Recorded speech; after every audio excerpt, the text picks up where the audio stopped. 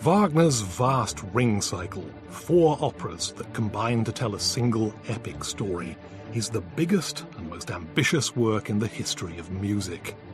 Like all great tragic operas, it deals with passion, love and death. Yet its tragedy is not merely one of individual human beings, but of a whole cosmos.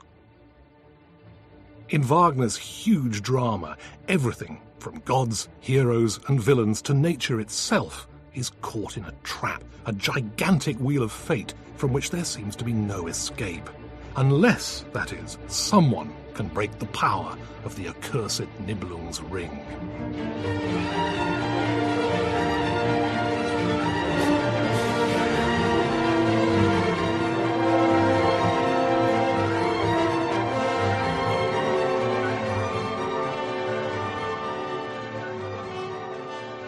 Whichever way you look at it, The Ring is an awe-inspiring work of art.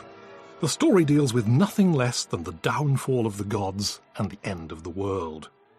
Wagner derived it from medieval Nordic and Germanic prose and verse epics, though this was counterbalanced by an extensive study of ancient Greek theatre and philosophy. The details of Wagner's research alone make impressive reading. And not only is The Ring steeped in legend, it's become something of a legend in its own right. Many people have heard of it, even if the only one of its tunes they can hum is the Ride of the Valkyries, made famous, or rather infamous in our time, by its use in Francis Ford Coppola's film Apocalypse Now.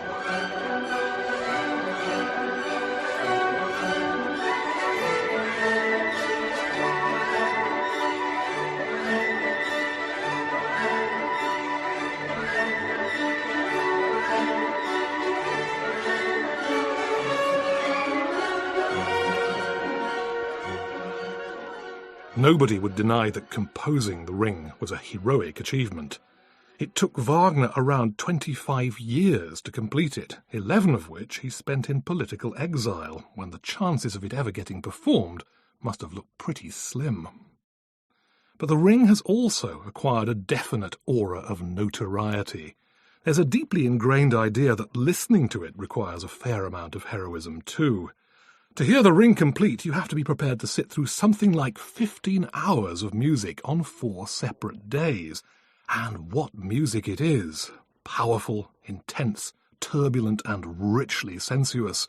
It's delivered by an enormous colour-enhanced orchestra with a particularly weighty brass section.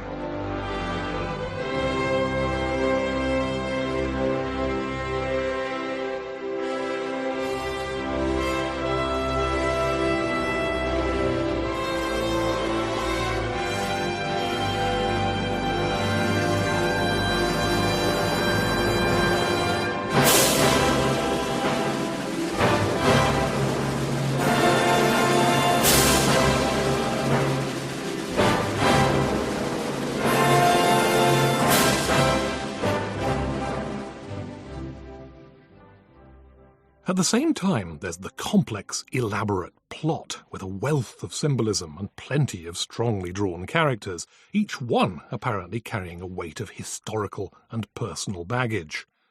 Reading a synopsis of The Ring for the first time can be an intimidating experience. Are we really expected to remember all of this? As if that wasn't enough, the music itself is full of subtle, intricate connections.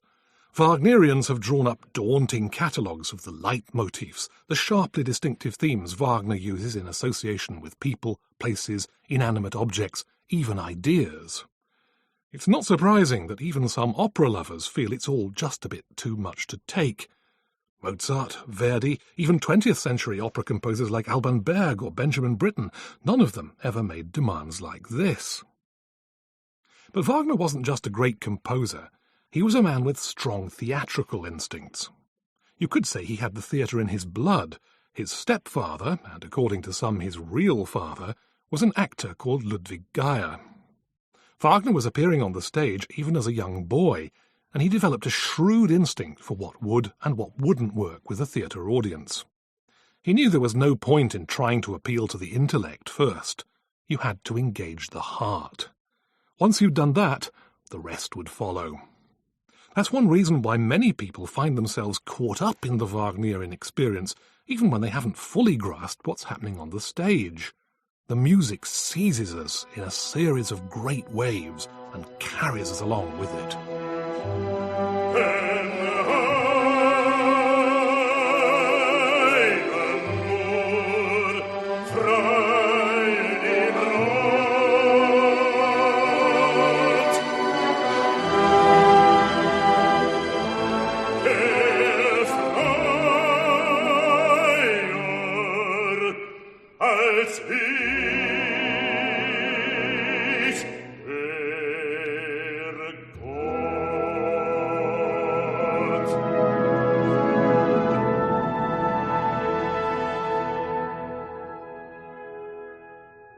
That's Wotan, chief of the gods, saying farewell to his daughter Brunhilde in Die Walküre, the second of the 4 operas that make up the Ring.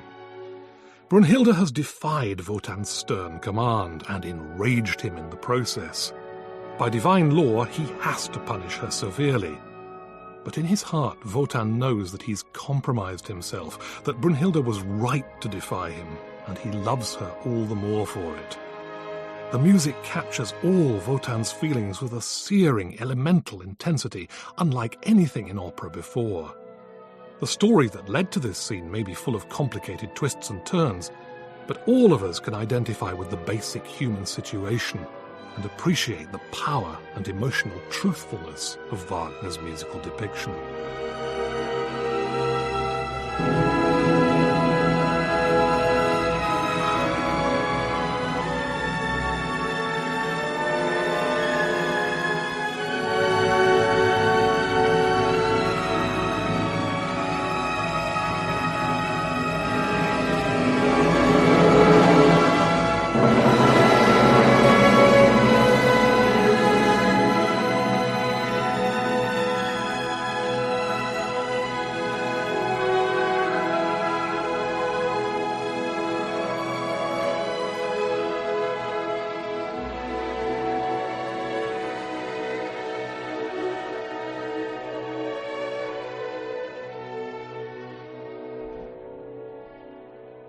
In a little while, we'll be taking a closer look at the music and the plot of Wagner's Ring.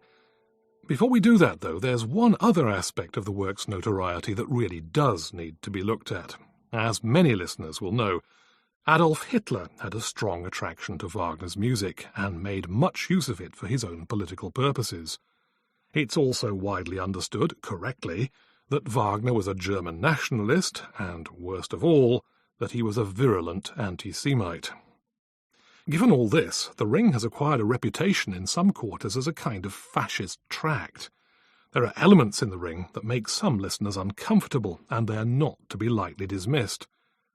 But it's one of the enduring, perplexing paradoxes of art that Wagner's operas so often seem greater than the man and his beliefs, a point which even Wagner himself was sometimes prepared to concede. For one thing, if the Ring were a straightforward piece of political propaganda, you'd expect the moral issues to be pretty clear-cut. Political extremists don't tend to have much patience with ethical subtleties. In fact, the moral ground in the Ring is constantly shifting, just as it often does in Shakespeare's plays. You may find yourself asking if any of Wagner's characters are entirely good or bad. In the first opera in the cycle, Das Rheingold, the dwarf Alberich appears at first to be a pretty uncomplicated villain. His theft of the magic gold from the River Rhine and his forging of the awesome Ring of Power from it are evil acts, no question of that, and the dark consequences run right through the cycle.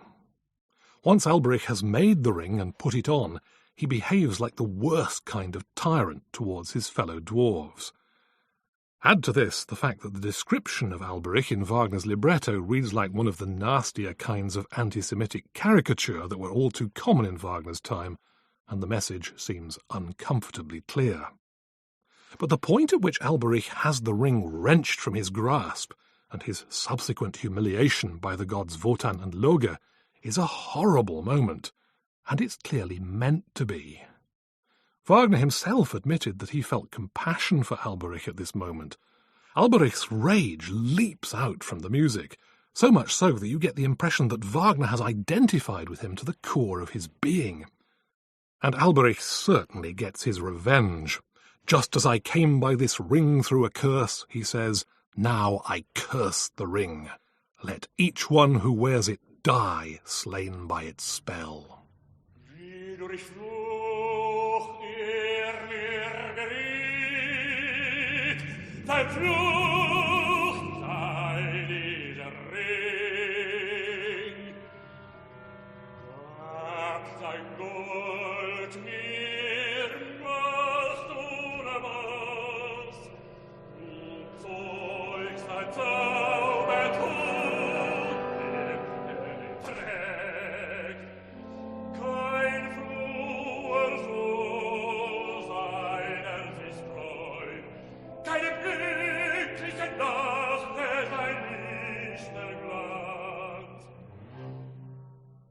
It's clear that, up to a point, Wotan deserves Alberich's curse.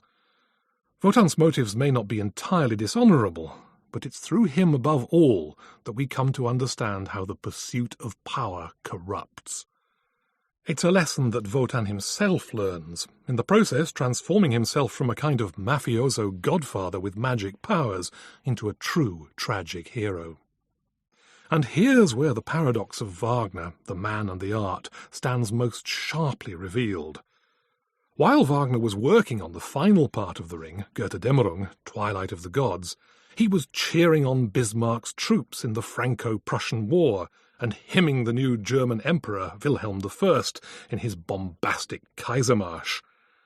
And yet this was the same mind that was about to give the world one of the most devastating critiques of the will to power ever created. Bearing that in mind, it's interesting to learn that while Hitler adored the Ring, several of his Nazi colleagues wondered whether this was entirely suitable material with which to build the culture of the Third Reich. When Wagner began planning the Ring in 1848, he was still a young revolutionary, a left-winger. While many artists have flirted with revolutionary politics, Wagner showed he really meant it. In 1849, an uprising broke out in his home city of Dresden, and Wagner was in the vanguard. In the charge brought against him soon afterwards by the victorious state authorities, he was accused of spying on government troops and of making firebombs.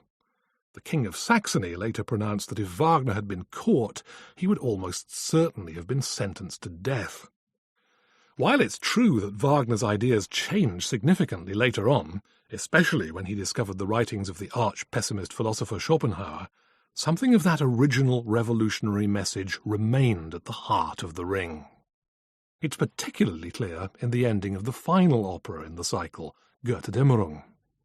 Here it's Brunhilde's act of self-sacrificing love that breaks the power of the Ring, destroys the reign of the gods, and holds out the hope of a new dawn, a true age of freedom. Seizing the accursed ring, Brunhilde rides into the flames of Siegfried's funeral pyre, while Valhalla, the fortress of the gods, collapses in blazing ruins.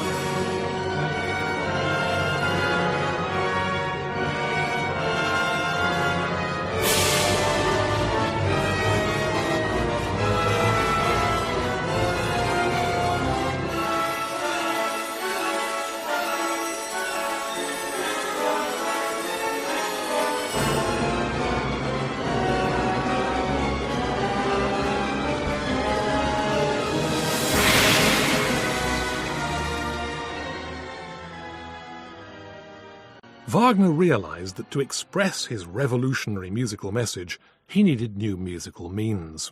Traditional grand opera, as he'd experienced it during his frustrating years in Paris, simply wasn't up to the job. It was too artificial, Wagner felt. It was too formal, nowhere near subtle or fluid enough to convey the kind of realistic psychological drama that he had in mind. The familiar division of operas into separate arias, ensembles, choruses and recitatives, so-called number opera, it had to change. Composers like Mozart and Beethoven had tried to break down these formal divisions, but for various reasons, Wagner argued, they hadn't been able to go far enough. What was needed was a new kind of singing that combined the immediate power of speech with the heightened expression of song, a kind of hyper-expressive recitative.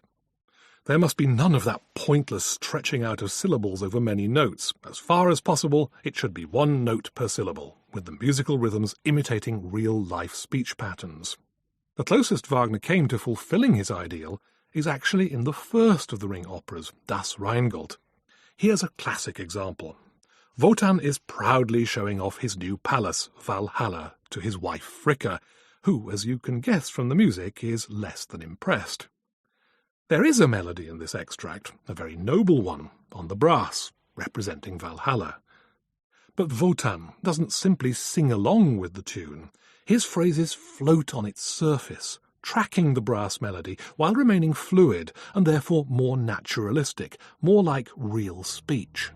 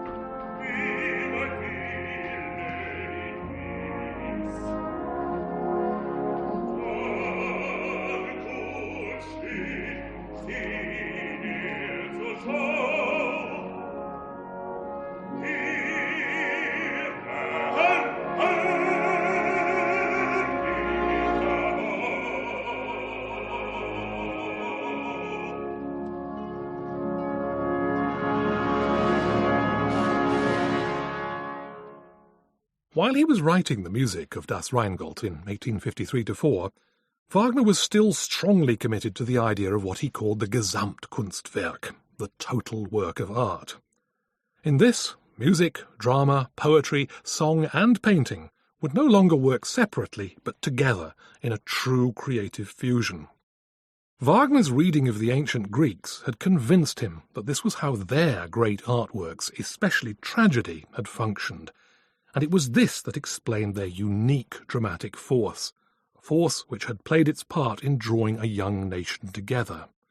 How different, how dreadfully different from the degenerate Parisian operas of Wagner's time, in which the arts were simply jumbled together for sensational effect.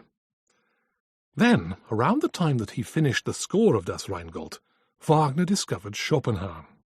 For Schopenhauer, music was supreme amongst the arts, and opera had to be about music above all.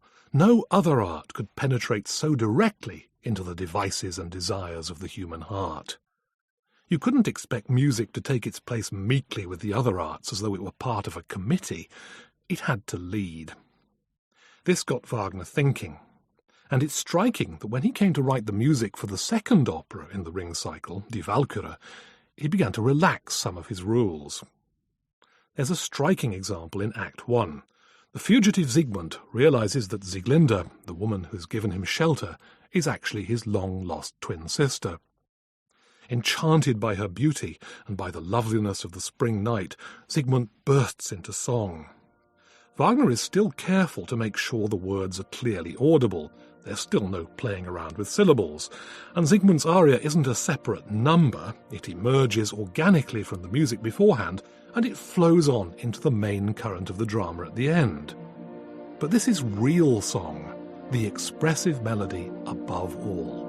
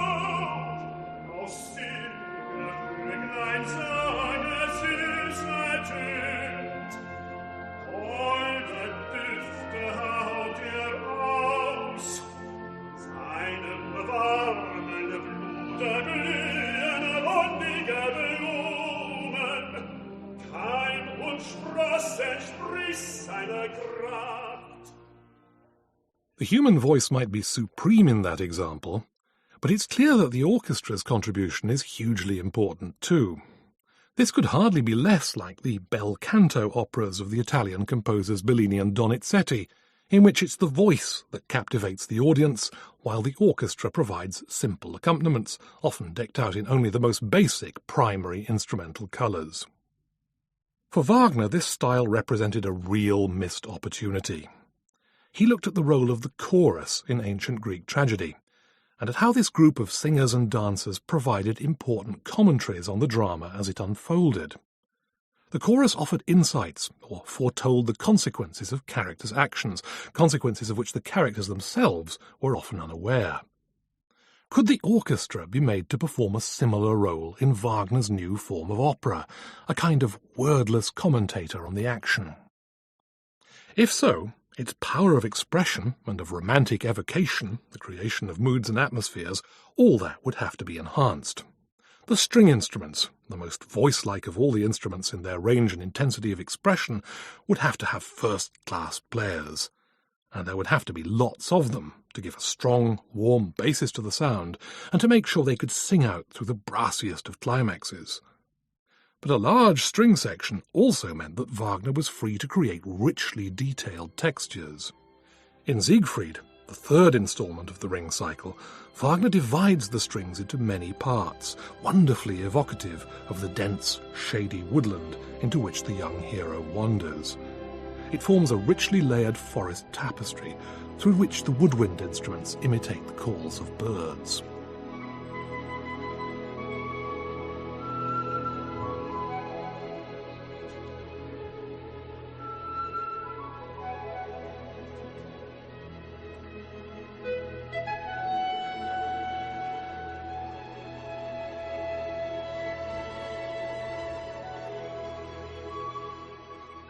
The brass section would also need to be enriched for this new plan. The classical lineup used by Beethoven and his successors, pairs of horns and trumpets with perhaps 2 or 3 trombones, was nowhere near strong enough, and its range was severely limited. So Wagner added instruments never used in the opera orchestra before, such as the contrabass trombone, whose rasping, deep bass notes add such force to the downward-thrusting motif associated with Wotan's spear, his symbol of authority.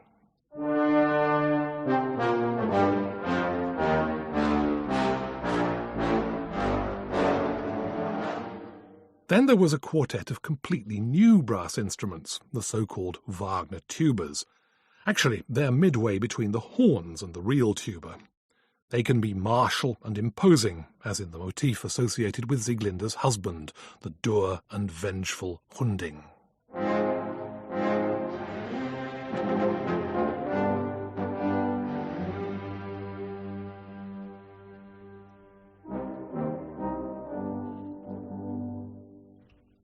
The Wagner tubas also make an unforgettable contribution to the music for the dragon in Siegfried.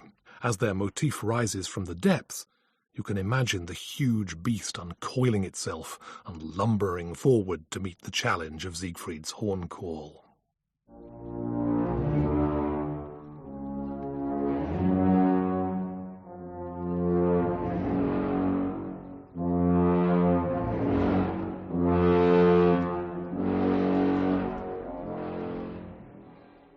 The woodwinds, too, acquire all manner of new expressive and pictorial powers. We heard their birdsong in Siegfried a moment or two ago. Wagner may have got that idea from the woodwind bird calls in Beethoven's famous Pastoral Symphony, but he takes it beyond anything Beethoven could have envisaged in his day. Wagner also incorporates woodwind instruments that Beethoven would never have dreamt of using in a symphony orchestra, the bass clarinet, for instance. A real rarity before Wagner, this instrument produces some of the most haunting solos in the Ring. Take this plaintive phrase from Die Walküre, where Brunhilde kneels trembling before the wrath of her father Wotan. The bass clarinet plays it first, then, after the strings' dark-hued response, the melody is continued by another relative newcomer to the orchestra, the cor anglais, or English horn. Actually, it's more like a deeper, more melancholy toned oboe than a horn. Again, the instrument's unique colour and expression make this passage hard to forget.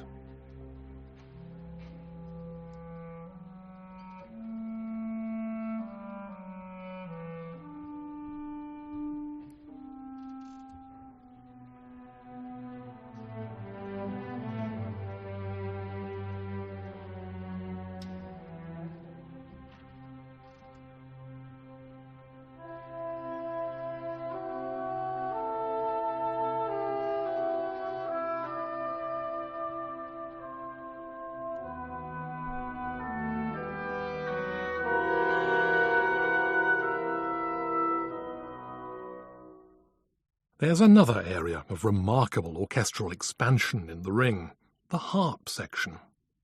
It wasn't unusual to find a harp, or possibly two, in the operas of Wagner's day, to provide a splash of watery colour, perhaps, or to accompany a folk or bardic singer. But in the Ring, Wagner asks for 6 harps. Their parts are so elaborate and variegated that in some editions of the scores they had to be printed in an appendix at the back. There simply wasn't room for them in the main text. This may seem extravagant, but the contribution that the harps make is indispensable. Take the magic fire music, for instance, representing the flames that surround the sleeping Brunhilde at the end of Die Walküre. The interlacing, flickering harps superbly convey the scintillating colours and shifting patterns of the flames.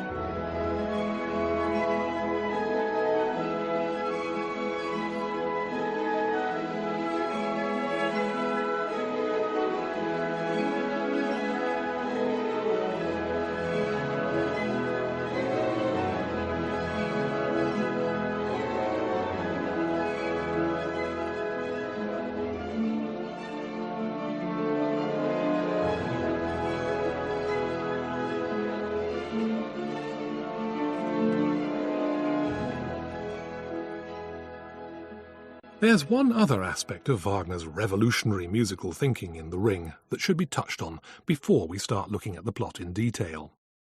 It's given a new word to the English language, leitmotif. This literally means leading motif, but perhaps representative theme might be a better approximation to what Wagner had in mind.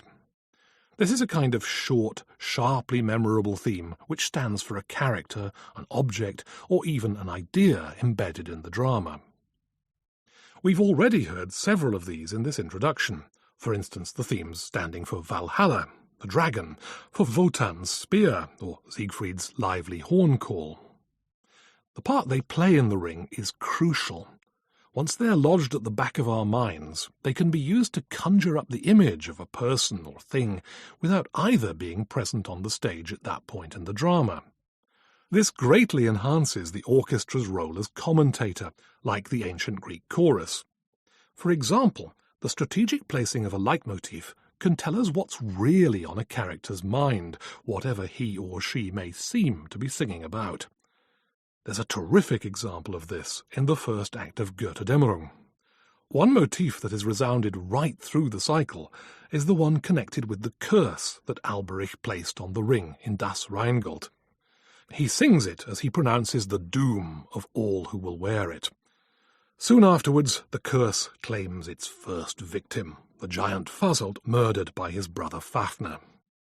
The trombones take Alberich's vocal phrase from the beginning of his curse and turn it into this stark, sinister theme as Wotan recoils in horror.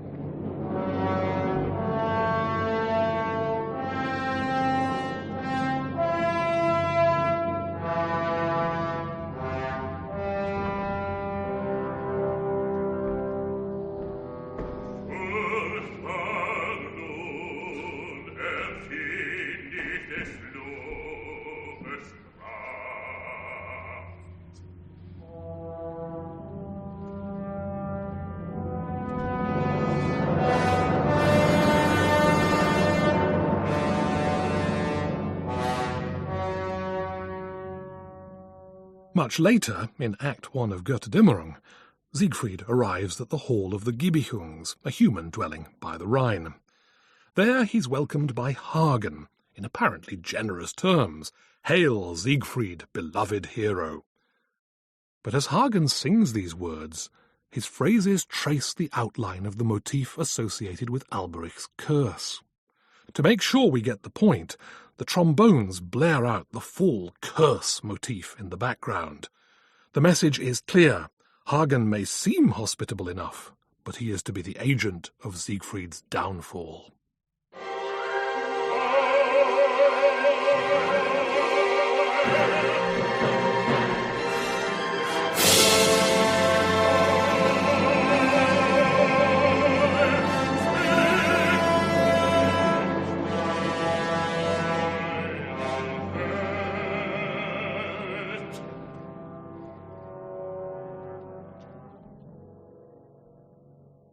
One could point out hundreds of instances like this, where leitmotifs add levels of meaning beyond what the characters express in words. But it's also possible to become too hung up on picking out motifs and speculating as to what they might mean. After all, Wagner was keenly interested in how music suggests things subliminally, just as film composers in our time use themes or harmonies to plant ideas at the back of our minds, the identity of a murderer perhaps, or the significance of a clue. In fact, Hollywood owes a great deal to Wagner, but that's another story. At the same time, though, it isn't always easy to see why a particular leitmotif appears at a given point in the Ring. Perhaps the explanation lies partly in Wagner's huge admiration for Beethoven, not least for the way Beethoven develops themes in his symphonies, in the process generating the momentum that drives his music forward. In a sense, the 4 operas of the Ring are also like the 4 movements of a vast dramatic symphony. Sometimes the themes are there to tell us things about actions or emotions. At other times, the way Wagner develops them is more abstract, like Beethoven in his symphonies, to keep up the sense of underlying pace and purpose which he felt was crucial. So rather than making an extensive tour of Wagner's leitmotifs and painstakingly charting their developments, let's go straight to the story of the Ring.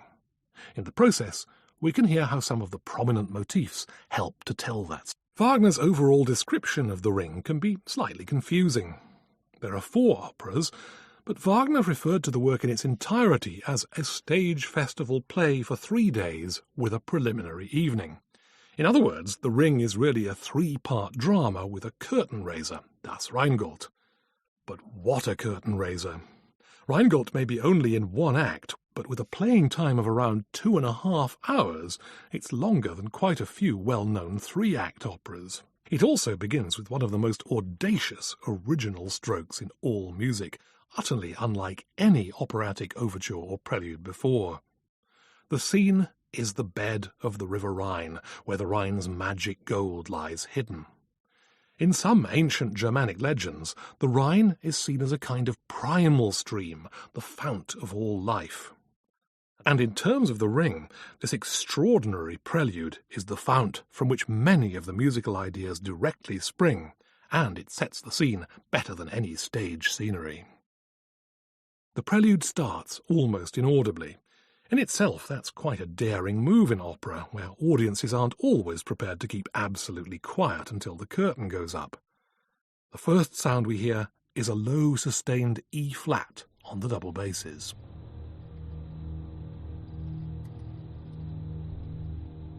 They're joined by bassoons, playing a B-flat.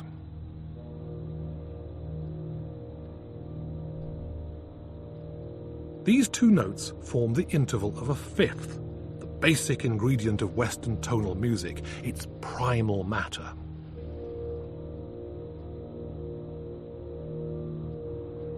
One by one, the 8 horns enter, with rising figures spelling out big spread chords of E-flat.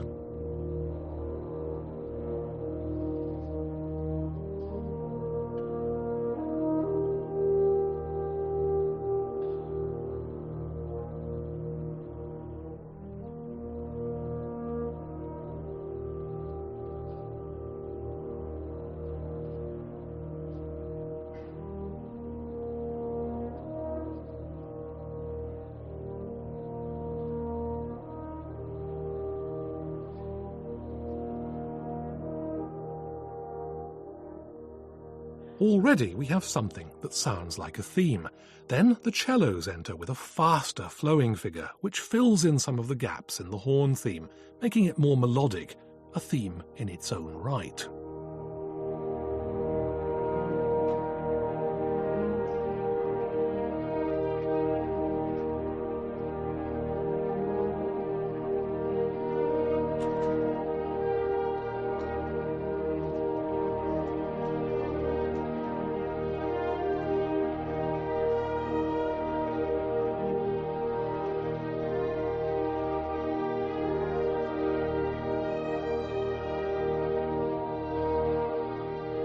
So now we have 2 distinct motifs, the rising theme spelt out by the winds and the smooth running figure on strings. In the drama, these will stand respectively for the River Rhine and for nature herself.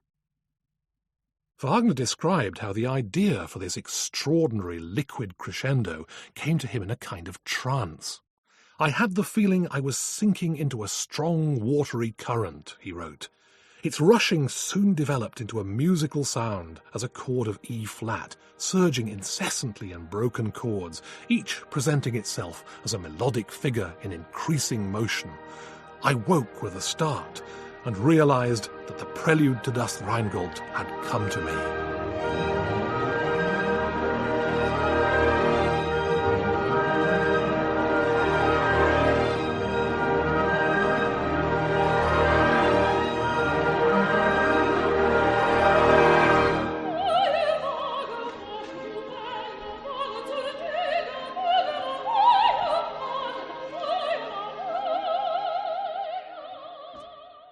And so, with the entry of the 3 Rhine maidens, the harmony changes for the first time, after well over 4 minutes of music.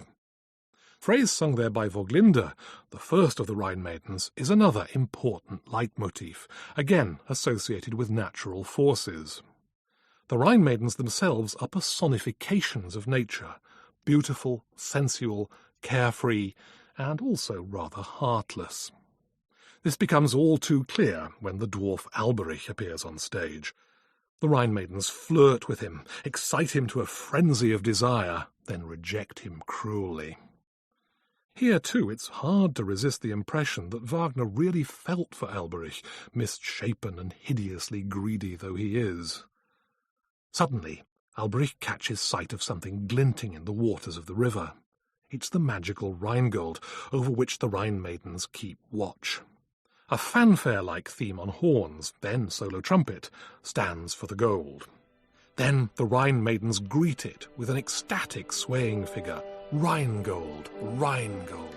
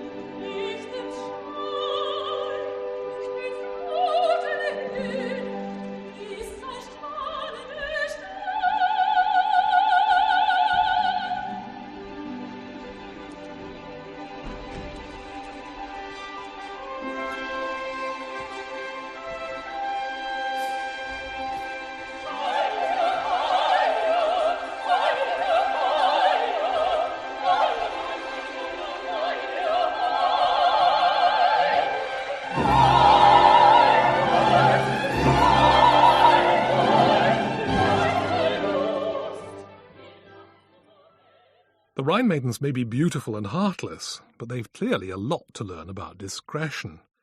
One of them, Velgunda, reveals airily that it would be possible to forge a ring from the gold, a ring that would give the wearer power over the whole world. But it comes at a dreadful price. To obtain it, you must be prepared to renounce love.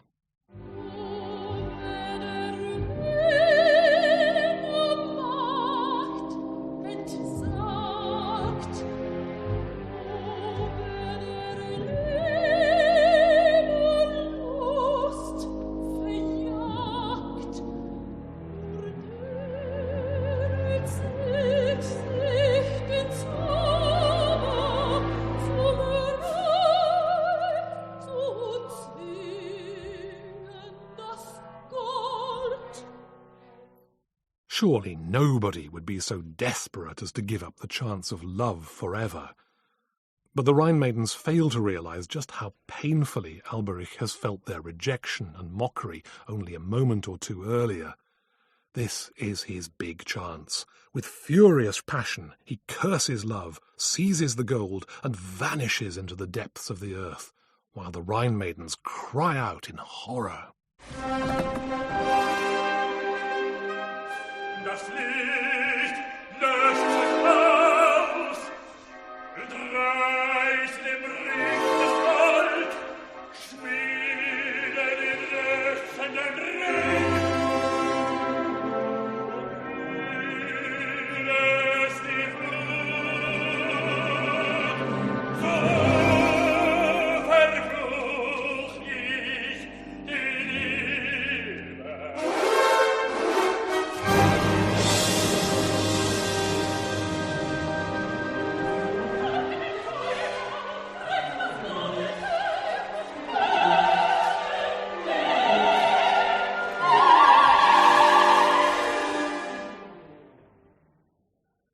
The scene changes. We're now high up in the mountains. A splendid castle stands above an imposing cliff. This is the newly completed fortress of Valhalla, dwelling place of the gods.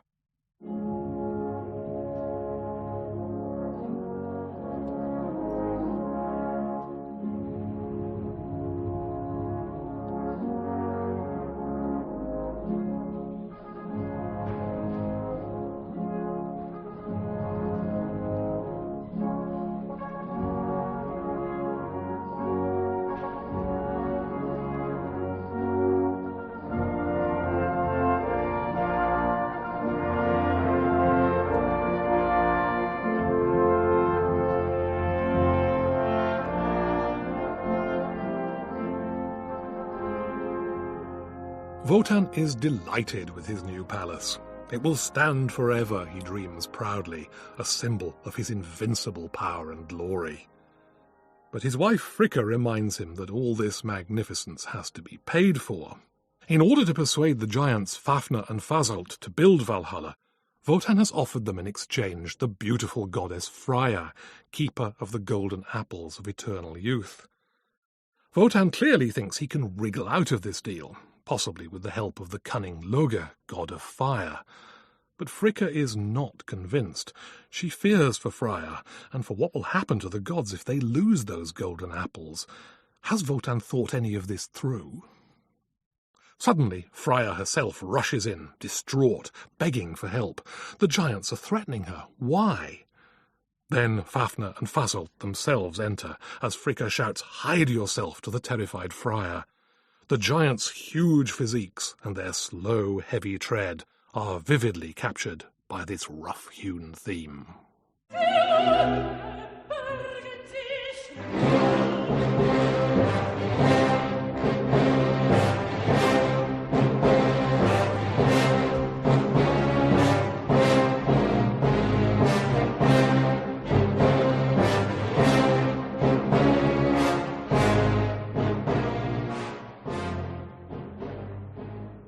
Fafnir and Fasolt already suspect Wotan's motives, and when it looks as though Wotan isn't going to keep his side of the bargain, Fafnir states bluntly to his brother that they should take Freya by force. Wotan is now getting worried. Where on earth is Loge? Wotan sorely needs his cunning now. At last he sees Loga, who arrives accompanied by flickering fire motifs. Loga is a fascinating character. Less powerful than Wotan, he's also much shrewder, and he views the inflated grandeur of Valhalla with something close to contempt. First things first, he says, and tells them the story of Alberich's theft of the gold from the Rhine. Alberich is now forging a ring from the gold that will give him unimaginable power. The gods are stunned. What will this mean for their reign? But the giants are intrigued, as Loga has anticipated. He has a chance to resolve the matter of the bargain. They will take Freya as hostage until evening. Meanwhile, Wotan must recover the gold and pay them off with that instead. Then Freya will be free. There's not a moment to lose.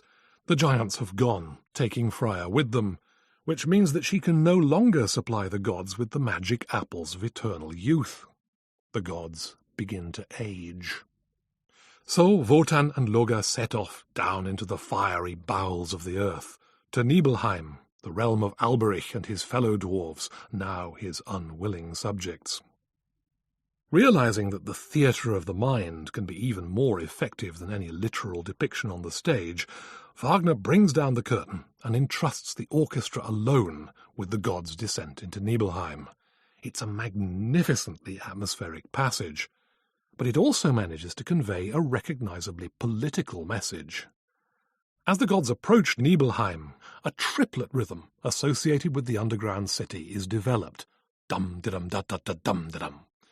Gradually, a strange metallic sound joins in with this rhythm. Wagner asks in his score for a set of anvils struck with metal hammers. On one level, it's obvious what this is meant to represent.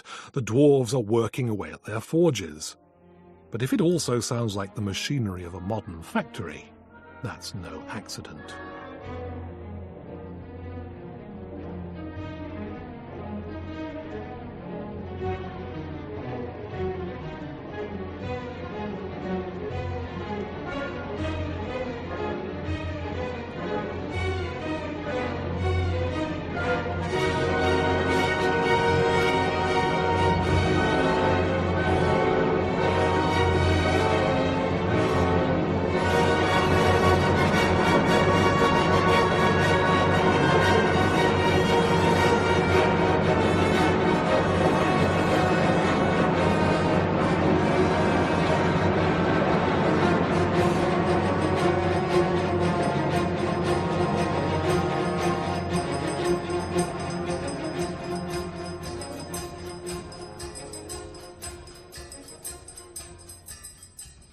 Huge industrial enterprises were spreading all over Europe at the time Wagner was writing The Ring.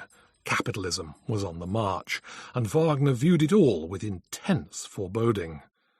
Alberich renounces love for the pursuit of wealth and power, in the process stealing from nature and corrupting its essence. It's not hard to make out an acid caricature of a modern industrialist, creator of what the English poet William Blake called dark satanic mills. Alberich treats his fellow dwarves as slaves and rules over them with terror.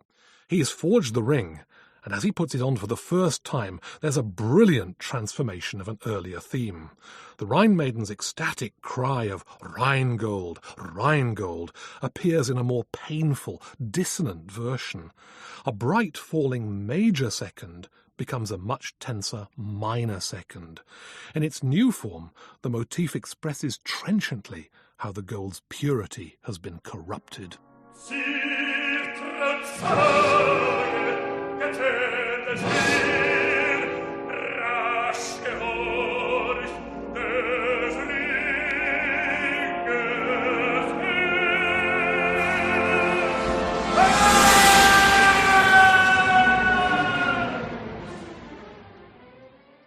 As well as forging the ring, Alberich has bullied his brother Mima into making a magic helmet, the Tarnhelm. Using this, Alberich will be able to transform his shape into anything he wishes. Wotan and Loga appear, and Loga cajoles Mima into telling him about the Tarnhelm.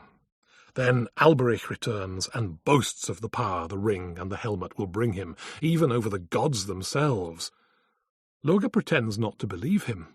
and asks for a demonstration of the Tarnhelm's power. Alberich puts it on and transforms himself into a dragon.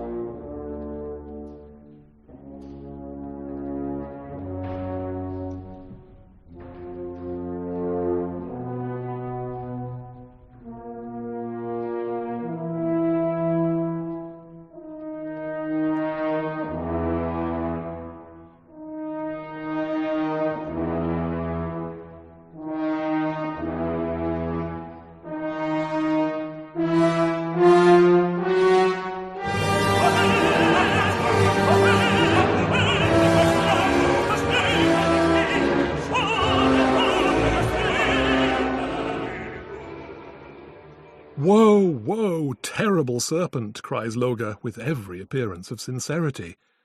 But with Loga it's never wise to trust appearances. Calming down, he compliments Alberich. But, he continues, a big creature like that might find it hard to avoid capture by a strong enough enemy. A small creature would be better for that purpose, but no, surely that's too hard. Goaded, Alberich puts on the helmet again and turns himself into a toad, to a little hopping figure on woodwind. Of course, he's immediately caught by Wotan and Loge, who bind him and drag him away to Valhalla.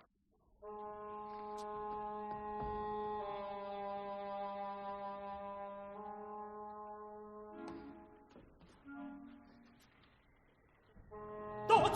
Die Kröte! Helfe sie rasch!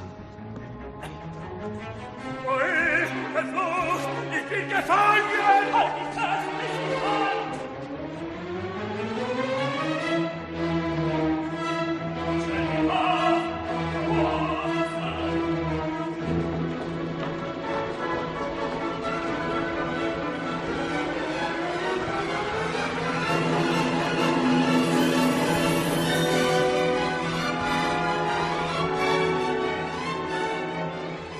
Safely home and in high spirits, Wotan and Loga drag in Alberich. They taunt him, then force him to give up the gold, which is brought up from the depths by the Nibelungs, Alberich's former slaves. As if that wasn't humiliation enough, he then has to suffer the ring being torn violently from his hand by Wotan. This is the point at which Alberich lays his curse on the ring, and the cosmic order starts to unravel. But despite that dire warning from the orchestra, Wotan seems oblivious, unable to take Alberich's words seriously. The ring and the enhanced power it offers are just too alluring. The giants return with Freya and demand their payoff. In true Norse legendary fashion, they demand that Freya be covered with gold until nothing of her is visible. When the Tarnhelm is added to the pile, she seems completely hidden. But Fasolt insists he can still see one of Freya's eyes. The giants demand the ring.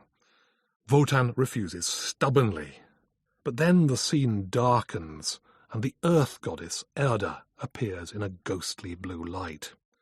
As perhaps the supreme personification of nature, she appears to a motif already heard in the opera's prelude, the music associated with the river Rhine. But now this theme is played much more slowly, and in the sombre minor key. It's music of a grave, dignified sadness, entirely suited to the wise Earth Mother who foresees everything.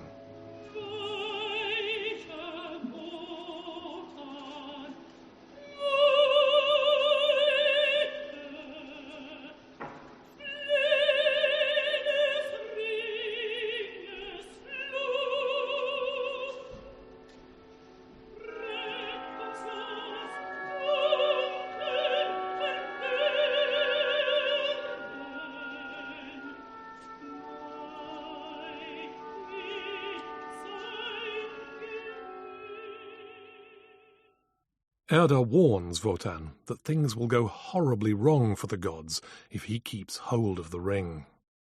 Thoroughly shaken, Wotan throws it onto the pile of gold.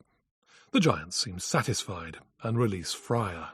But if that sounds anything like a happy outcome all round, the illusion is soon shattered.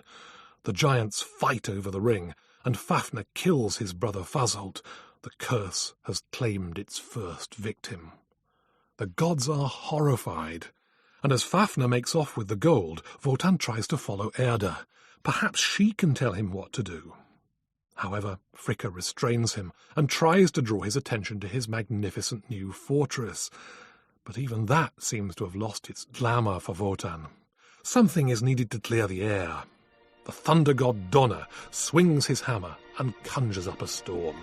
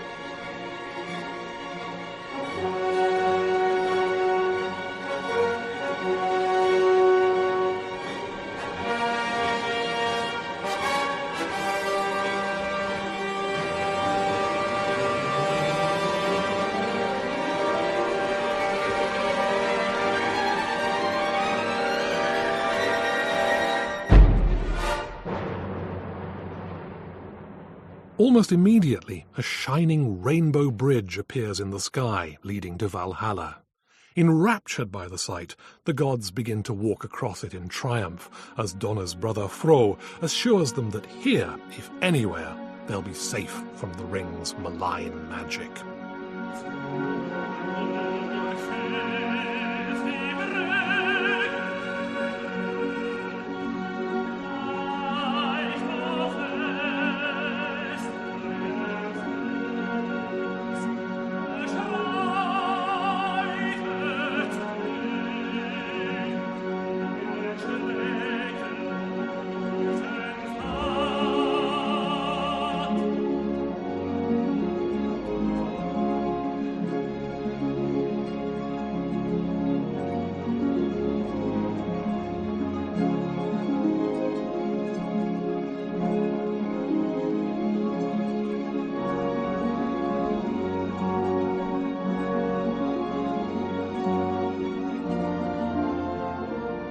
And with the Valhalla motif sounding serenely on brass, it does seem, for a moment, as though Fro might be right after all. But there is at least one dissenting voice. Loge remains unimpressed, and although he joins the procession, a little reluctantly, he mutters to himself that the gods are actually hastening towards their doom. And down in the depths, the Rhine maidens can be heard mourning the loss of their gold. Their voices are soon drowned out by the deliberately pompous, puffed-up, full orchestral fortissimo that brings Das Rheingold to a close, but we remember them and their lament long after that thunderous tutti is over. The triumph is momentary. The real tragedy is about to begin.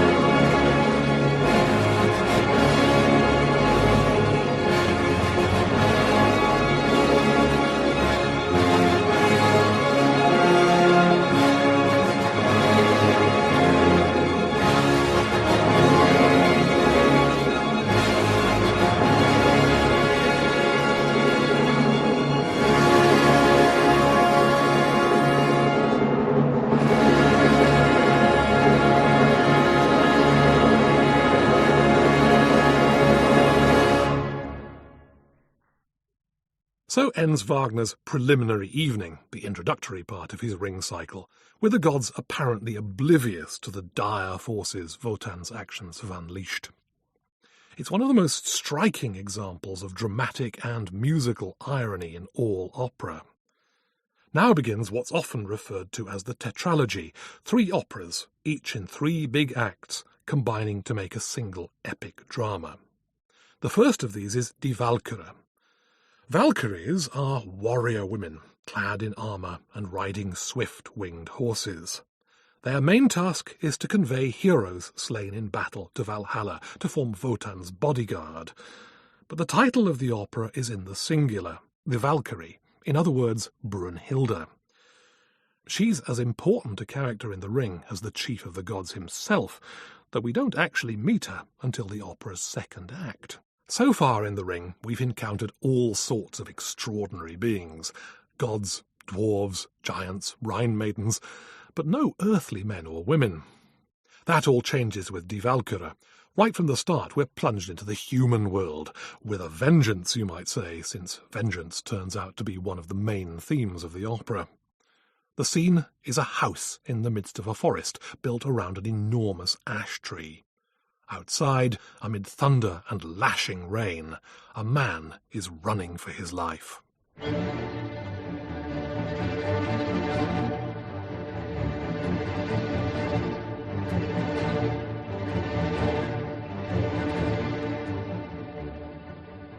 This is Siegmund, a fugitive, a hunted man, and he's almost at the end of his strength.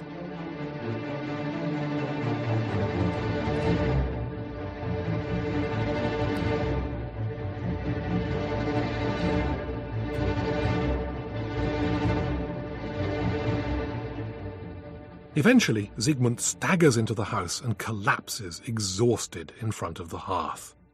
There, he's discovered by Sieglinde, wife of the warrior Hunding, whose house this is. She brings him water, and as Siegmund looks at her, he begins to sense a mysterious connection between them. Wagner could have expressed Siegmund's thoughts in a theatrical aside, the kind of speech Shakespeare usually introduces with a word like methinks. Instead, and much more subtly, Wagner leaves it to the orchestra to register Siegmund's private feelings. A solo cello, slowly climbing upwards, conveys Siegmund's questioning gaze. Then warm harmonies on full cellos suggest that something has begun to dawn deep within him, a kind of recognition.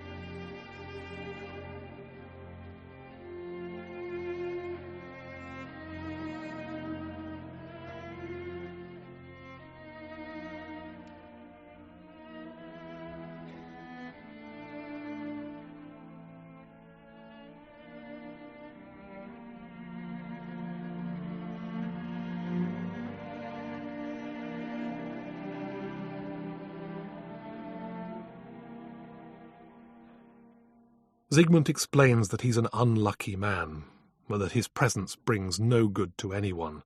It would be much better if he went, he says. But Sieglinde stops him. You can't bring ill fortune to a house where ill fortune already dwells. They stare at each other, each finding something intensely significant about the other. The reverie is broken by Hunding's arrival. We can hear his fanfare-like leitmotif approach on the orchestra, first distinctly on horns, then as Hunding enters the room with the full force of the Wagner tubas.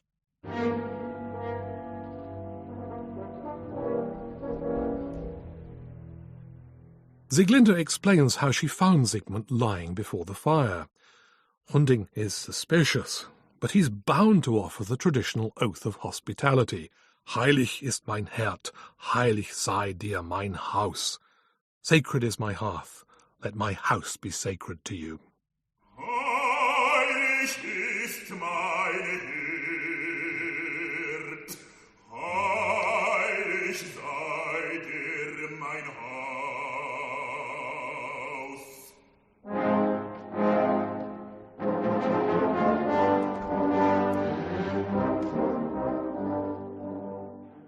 Hunding's words seem courteous enough, but how much Wagner tells us through the music. Sung to that stiff descending line, Hunding's oath sounds portentous and stilted, forced, while his brass fanfare motif remains as dour and inflexible as ever. But Hunding does remark on something he notices. Siegmund and Sieglinde look strangely alike. Who is this mysterious, uninvited guest? Siegmund replies that he calls himself Wewald, woeful. He tells how his mother was killed when he was a boy, and that his twin sister was abducted. To compound his bad luck, he then lost track of his father, whom he refers to as Wolf.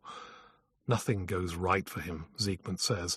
Only recently he tried to save a woman who was being forced into marriage, and as a result, her kinsmen are now hunting him. The truth is out, at least as far as Hunding is concerned. He reveals that he is one of those aggrieved kinsmen, and that tomorrow he must avenge his family by killing Siegmund. But tonight he is a guest, and as such, untouchable. Hunding and Sieglinde depart for bed, leaving Siegmund alone. His one hope, he recalls, is a promise that his long-lost father made to him, that in time of direst need he would provide Siegmund with a sword. Sieglinde returns. She's drugged Hunding, so for the moment they're safe. Could Siegmund be the hero she's longed for, who will save her from the loveless hell of her own marriage? She draws Siegmund's attention to a sword thrust up to the hilt into the great tree. It was put there by a stranger during her marriage to Hunding, and since then no one has been able to draw it out. Could Siegmund be the one? The door opens magically, and both see that the storm has passed, yielding to a lovely spring night. As the pair become aware of their growing love for each other, Siegmund compares the new beauty of the night to the miraculous change he feels within himself. This is the aria we sampled earlier on.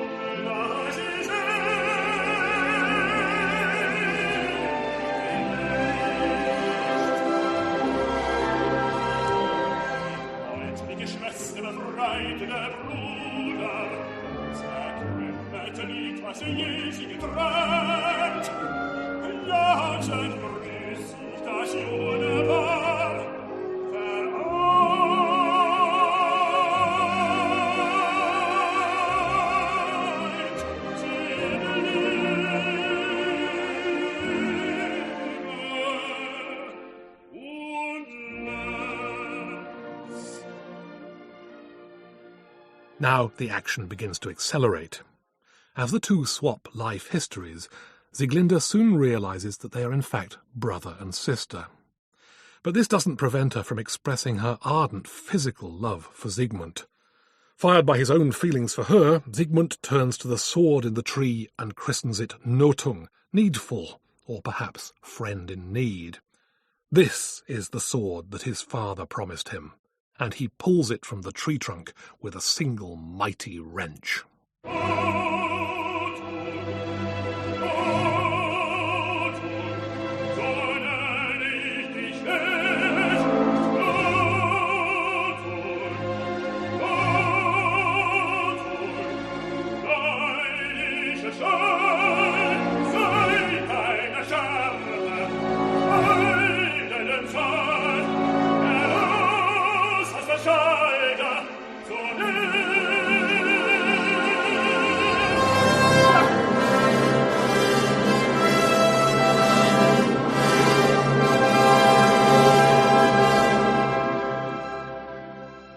And there, as Siegmund claims Notung for himself, we hear one of the ring's most memorable leitmotifs given out by radiant trumpets, the motif of the sword. Now there's nothing to hold back the lovers, not even when Sieglinde confirms what Siegmund has already guessed, that she is his long-lost twin sister. Both are the children of the same Volsung race. Wagner knew he was courting moral outrage here, but that's unlikely to have kept him awake fretting. As an advocate of free love, he considered social taboos irrelevant in the face of genuine erotic passion, and in his private life he certainly practiced what he preached. "Bride and sister be you to your brother," sings Siegmund. "Let the Volsung blood blossom afresh."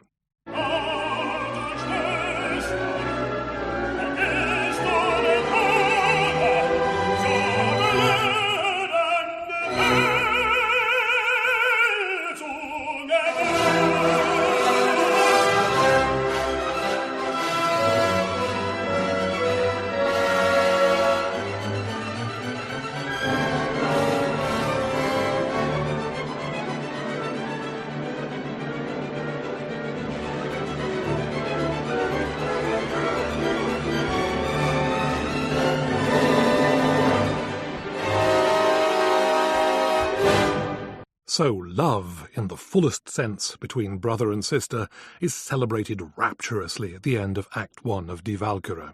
But Wagner wasn't a naive idealist.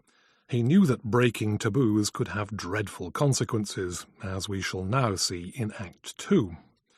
At first, it looks as though things are going well for the sibling lovers. Wotan himself has given them his blessing, and for good reason. Wagner has already dropped a few clues that Wotan is the true father of Siegmund and Sieglinde. And now the chief of the gods is beginning to nurture the hope that Siegmund, his son, can recapture the ring from Fafnir and somehow put everything to rights. He greets his favourite daughter, Brunhilde, and commands her to protect Siegmund in his forthcoming battle with Hunding. Brunhilde is only too willing to obey, but as she leaves, she warns Wotan that his wife Fricka is on the way, and that she's in a particularly ugly mood. Fricka enters in a chariot drawn by 2 rams, and reveals that Hunding has asked for her aid as guardian of the rights of marriage and the laws of sexual love. She has promised vengeance on Siegmund and Sieglinde, the incestuous adulterers. Wotan tries to stand his ground.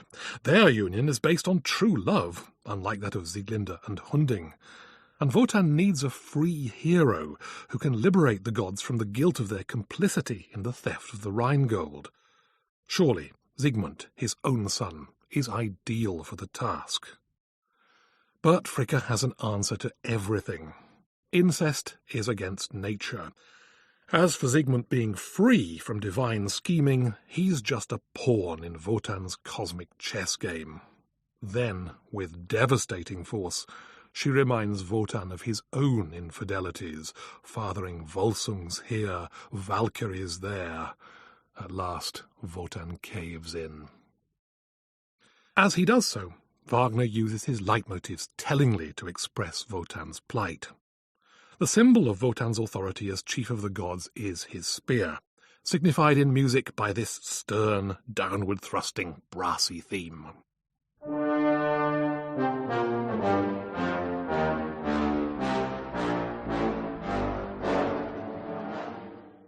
Now, as Fricka departs, leaving Wotan alone with his thoughts, the assertive spear motive takes on a very different character.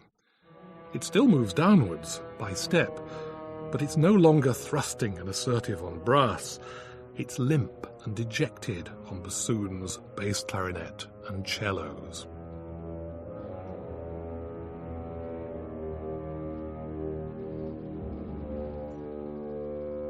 Schlimm, fürchtlich schloss der Streit, lachte Fricka dem Lose. Brunhilde returns, and she's shocked by what she finds. Vater, was soll mein Kind erfahren?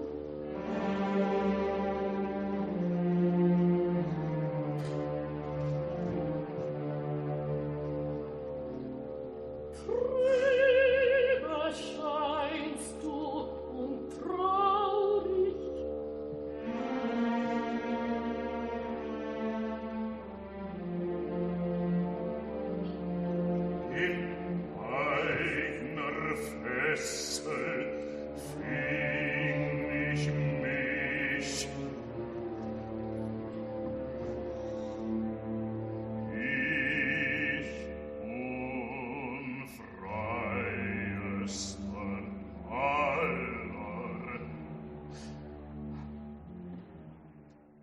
I am caught in my own fetters, says Wotan, I, the most unfree of all.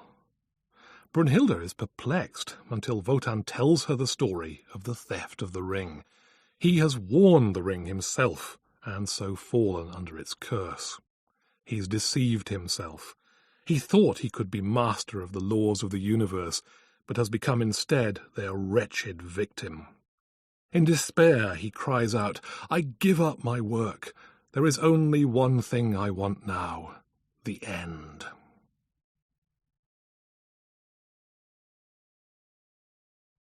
This is the turning point for Wotan, and indeed in the ring itself. It's the moment when Wotan begins to realize his own failings and the pointlessness of the pursuit of power, and with it comes the first inkling of his true tragic destiny. Alberich has fathered a son, he tells Brunhilde. May that son soon bring an end to the gods' emptied glory. He gives Brunhilde new orders. Siegmund must be defeated in his duel with Hunding. He threatens her with the direst consequences if she disobeys him, and storms out. Brunhilde is stunned. She can't believe what Wotan has demanded of her. At first she tries to obey. When Siegmund and Sieglinde appear, Brunhilde reveals herself to Siegmund and dutifully tells him that he is doomed to die in combat. As she steps forward, brass play a dark-hued theme, accompanied by ominous drum taps. Both ideas are associated with death.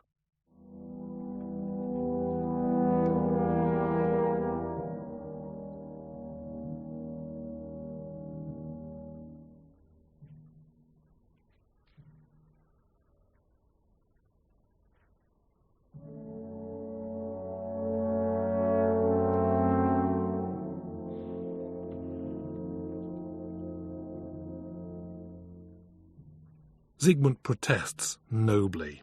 He won't be parted from Sieglinde. He certainly won't go to Valhalla with Brunhilde. If he can't take Sieglinde with him, he will remain with her in death. Brunhilde is so moved by this that she makes a momentous decision. She resolves to defy her father Wotan and give Siegmund her protection in battle. Hunding now arrives and the fight begins. Brunhilde tries to guard Siegmund with her shield, but in vain. Wotan appears in the air above Hunding, thrusting out his spear as Siegmund attacks. You can hear Brunhilde call out to Siegmund to trust in the sword.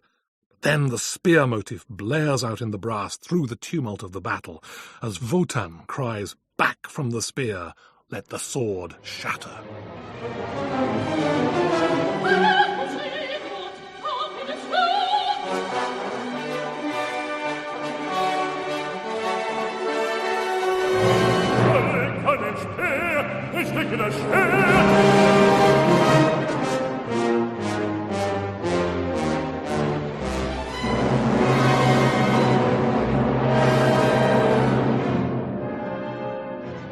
It's all over for Siegmund.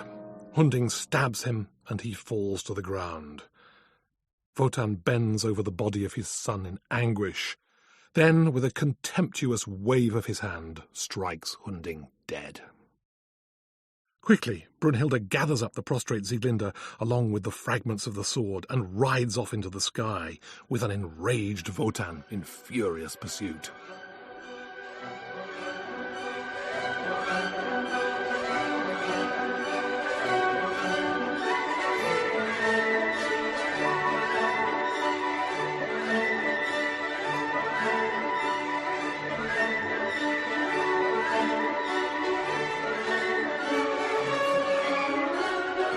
The famous Ride of the Valkyries that opens Act 3 symbolises two things: the splendid warrior spirit of these 9 elemental maidens, and Brunhilde's own flight from Wotan in pursuit of what she increasingly feels to be her real duty.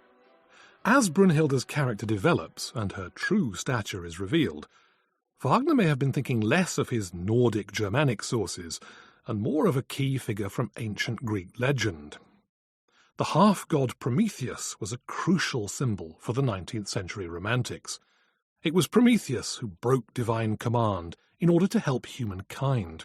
For progressive, iconoclastic artists like Beethoven and Shelley, as indeed for many of the French revolutionaries, Prometheus's defiance of the old order and his compassion for ordinary human needs and suffering made him an obvious choice as a mythic hero. There are many reincarnations of Prometheus in romantic art, but Brunhilde is perhaps the most remarkable of all.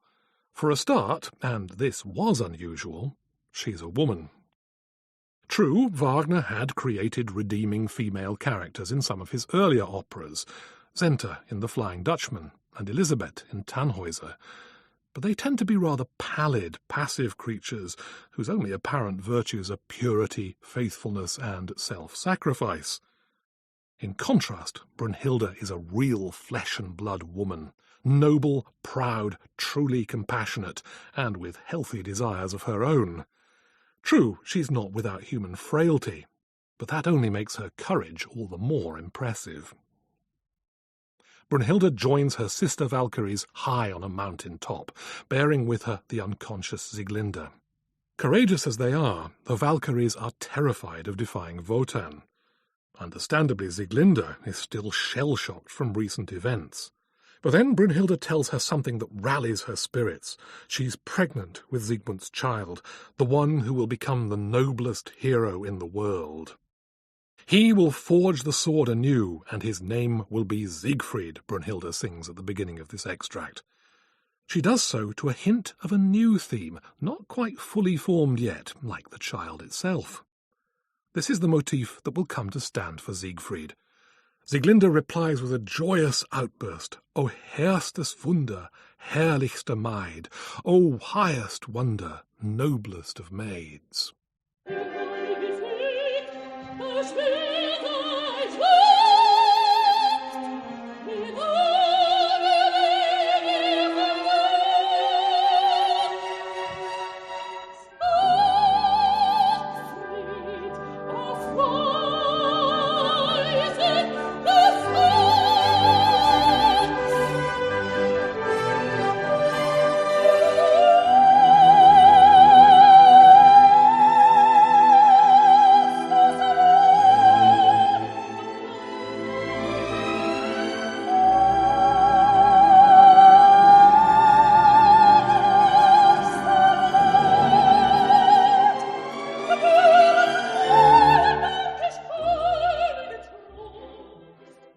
Sieglinde flees into the forest, just as well, for Wotan now arrives in a terrible rage and pronounces Brunhilde's punishment. She will be deprived of her godly powers and be put to sleep on a rock nearby, the property of the first man who finds her. Horrified, the Valkyries take flight, leaving Brunhilde alone. In this final scene of Die Walküre, Wagner draws together the unfolding of the plot and the musical strand of motivic development with a new power and subtlety. We've already heard the theme presented at first by the bass clarinet, which expresses Brunhilde's prostration before the furious Wotan. Here's a brief reminder.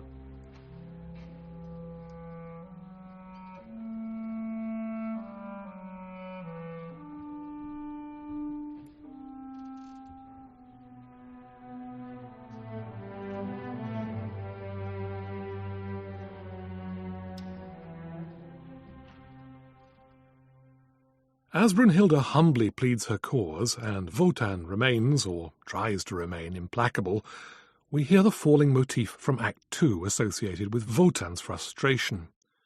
Then, as Brunhilde replies to him, we hear that plaintive bass clarinet motif again on cor anglais and oboe, leading to her words, I am not wise, but one thing I knew, that you loved Siegmund.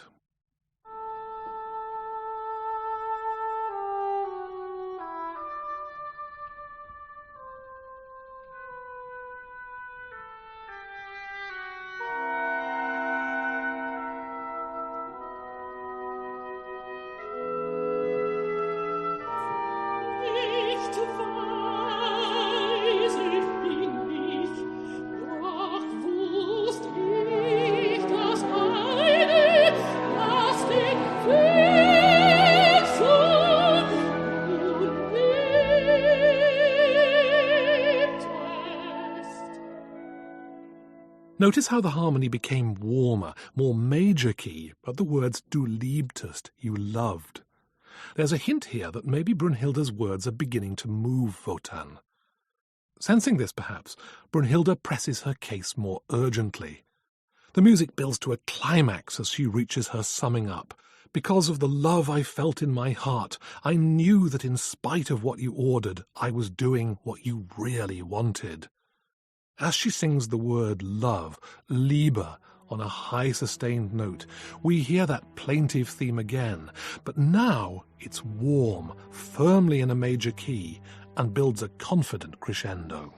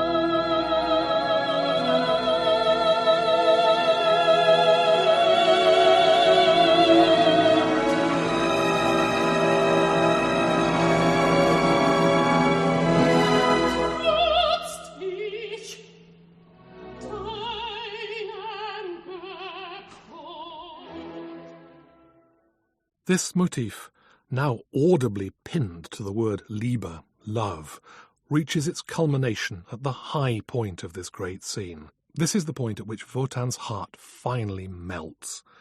He recognizes Brunhilde's greatness of spirit, and he grants her request that only a true hero will be capable of rousing her from the magic sleep to which she has been sentenced. At this, Wotan is humbled. The man who makes you his own, he says, will be freer than I, the god. And the motif associated with love rises in a great tide of orchestral song.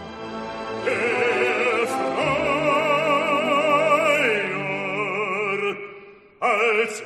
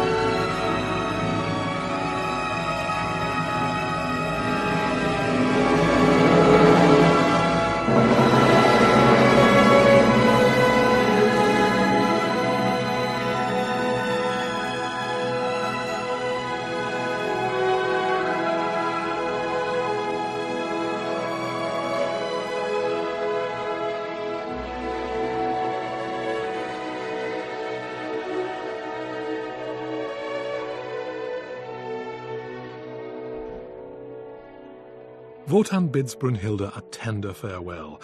Then he summons Loge, commanding him to surround her with fire. Wotan looks back at his favourite daughter, now deep in sleep, and walks slowly away as the orchestra, enhanced by the 6 harps, magically evokes the flickering, shifting flames.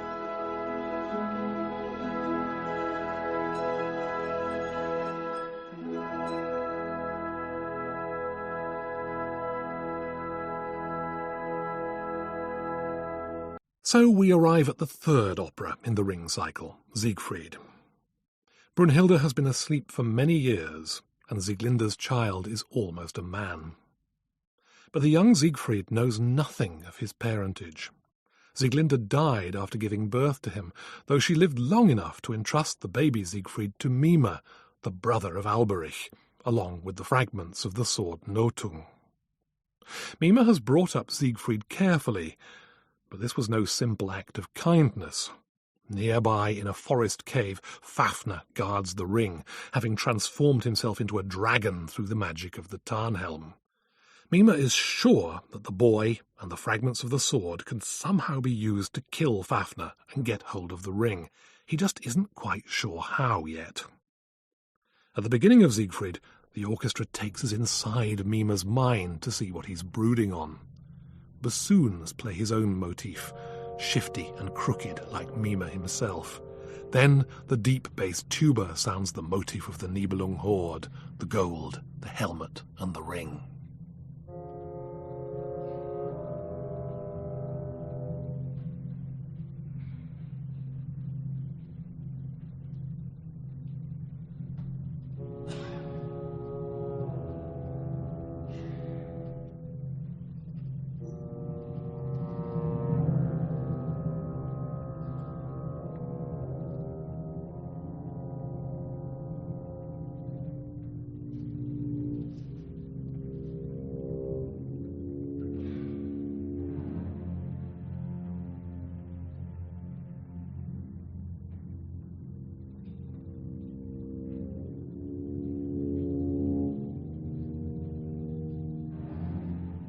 The curtain goes up to reveal Mime using his metalworking skills to try to make a sword for Siegfried.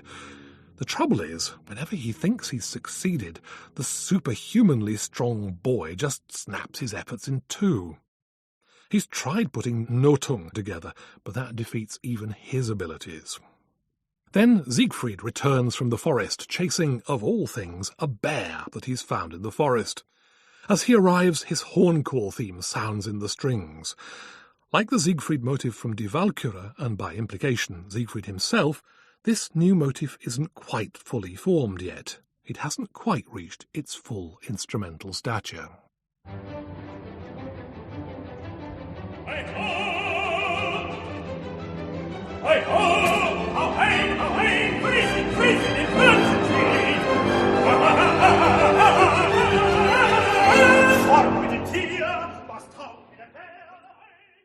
Mime cowers in fear in front of the bear, earning Siegfried's hearty derision. It has to be said that not everybody finds Siegfried very likeable at this stage. Mime may be up to no good, but Siegfried doesn't know that yet. All he knows is that Mime has raised him and claims to be his father. Given all that, Siegfried's ingratitude isn't a very attractive feature. But there is comedy in this scene. Siegfried and Mime are rather like a moody adolescent and his hopelessly blundering parent, Siegfried protesting, "You're not my real father," and Mime responding with the time-honoured, "After all I've done for you." Eventually, Mime gives in and tells Siegfried how he found him, along with the fragments of the sword. Siegfried is overjoyed and rushes back into the forest, ordering Mime to mend Nothung or else.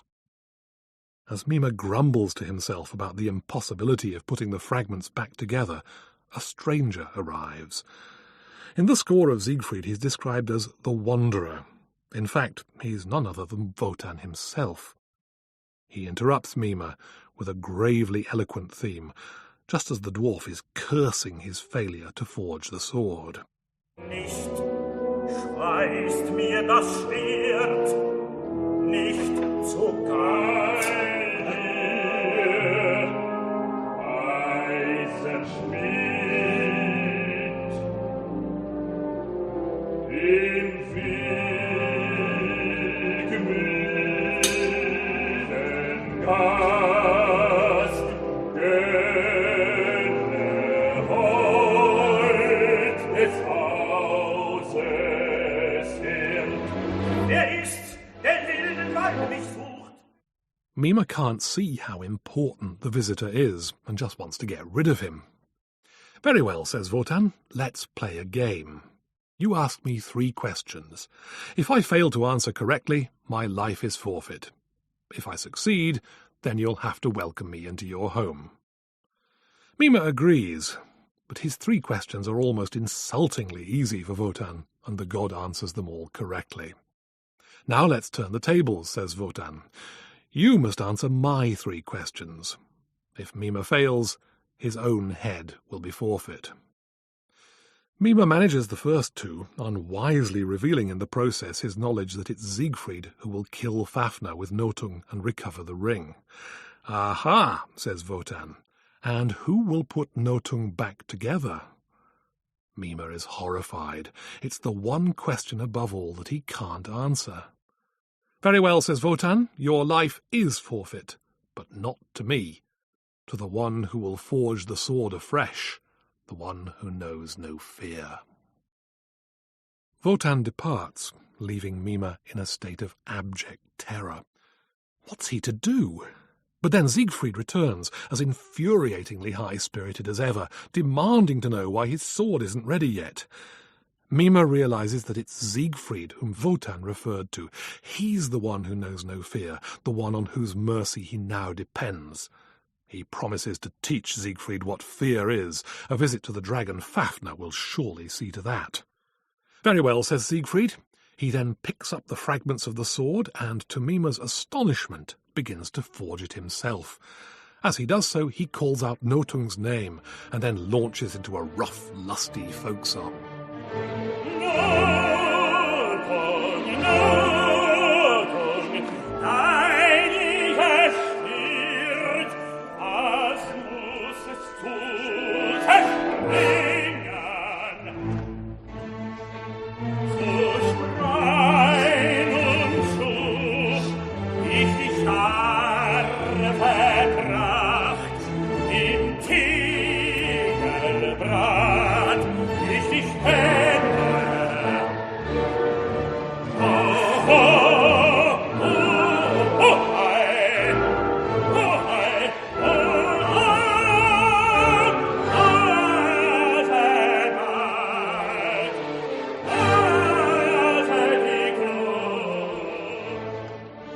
Meanwhile, Mime is concocting a plan and a potion.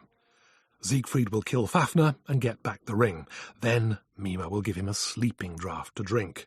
The ring will be Mime's, and he'll be able to kill Siegfried. But Mime's in for another fright. Having successfully repaired Nothung, Siegfried flourishes it in the air and slices Mime's anvil in 2.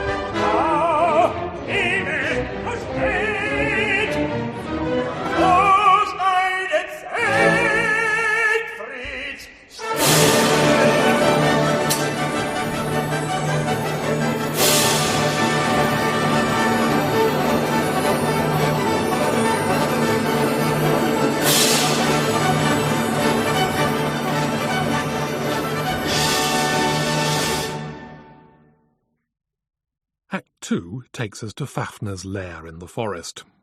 The dragon is asleep, his coils wrapped round the golden hoard. Unknown to Fafner, several of the drama's key characters are beginning to gather round his cave. Alberich is watching nearby. Then a shaft of moonlight catches the figure of Wotan. Angrily, Alberich tries to get rid of his old adversary and tormentor, but Wotan seems strangely detached. He's only come to watch, he says. And as proof of his impartiality, he tells Alberich of Mime's plan to get the ring. He'll even wake the dragon himself, he offers. Alberich is suspicious.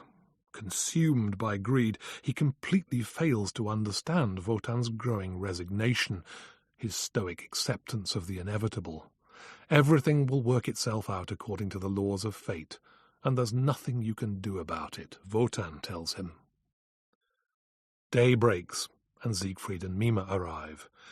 Mime tries to scare Siegfried with images of Fafner, but to no avail. He tells Siegfried to station himself outside the cave. The dragon will soon have to come out to drink from the spring. Siegfried waits, wondering about his mother and father. He's never seen a woman. Do all mothers die when they give birth to sons? He's soothed by the sounds of the forest, especially the songs of the birds.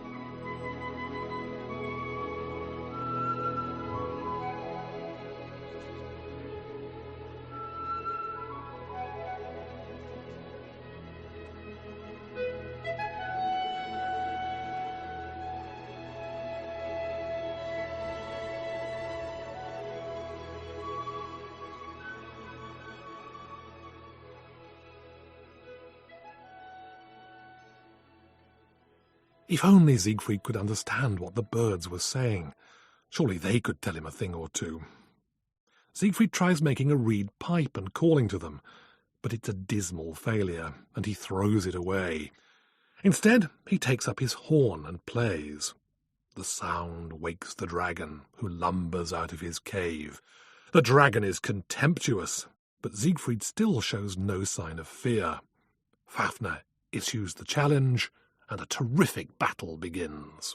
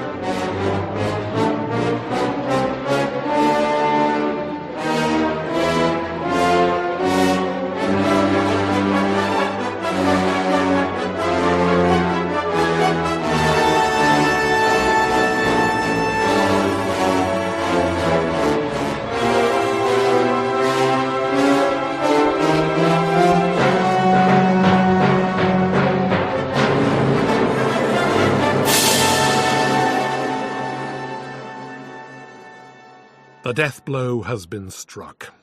Notung has found the dragon's heart.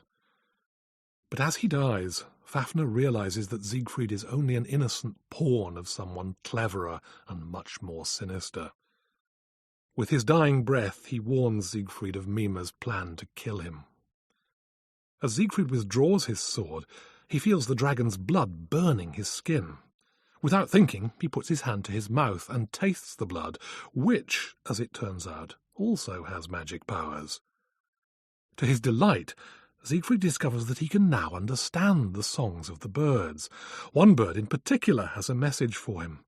The Nibelung's treasure hoard is now his, it tells him.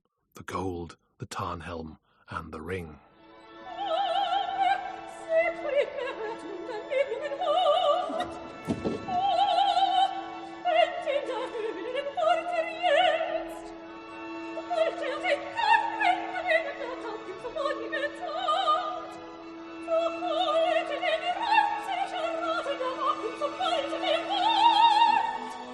The bird sings its song to very free rhythms, not like the regular patterns of human folk song. But the shape of this free melody is strikingly similar to the liquid phrase that the Rhine maidens sing at the beginning of Das Rheingold. The connection is quite deliberate.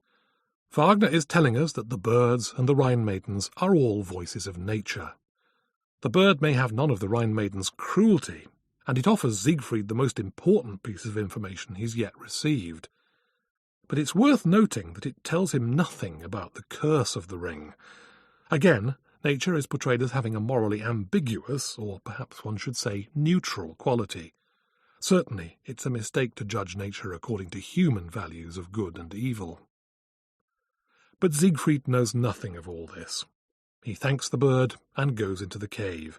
As yet, he has absolutely no idea to what use the treasure might be put. Nevertheless, he's intrigued enough to follow the bird's advice and take it for himself. Meanwhile, Mima returns, finding both the body of the dragon and, rather less welcome, his brother Alberich very much alive. The two quarrel furiously about who is to have the ring. But then Siegfried emerges from the cave and Alberich makes a strategic retreat. Mima tries to get Siegfried to take the poisoned drink, but the bird warns Siegfried of Mima's real intentions. The dragon's blood will also give him the power to read Mima's thoughts, it tells him. Sure enough, Siegfried hears Mima mulling over his murderous private scheme, and in disgust he strikes him dead. In the distance, Alberich can be heard laughing mockingly. In need of rest, Siegfried stretches himself out under a tree. Despite his victory over Fafner, all he feels is loneliness. He has no parents, no family. Mima may not have been much of a companion, but he was the only one he had. Siegfried asks the bird for advice, and this time it tells him of something that stirs an unsettling new emotion within him. On a high rock, surrounded by flames, sleeps a woman, Brunhilde. If Siegfried can waken her, she will be his. Since he knows no fear, Siegfried will be able to pass through the flames unscathed. The bird flies on ahead to show Siegfried the way, and, full of excitement, he follows. The ending of Act 2 is one of the few genuinely light-hearted moments in the Ring. All that seems to matter is Siegfried's joy at his new discoveries and his freedom from Mima. But in the background, the wheel of fate is turning faster and faster. The prelude to Act 3 conveys this sense of mounting urgency, the working of the laws of the universe that not even the chief of the gods can alter. Even Wotan's downward-thrusting spear motif is caught up in the music's irresistible tragic motion.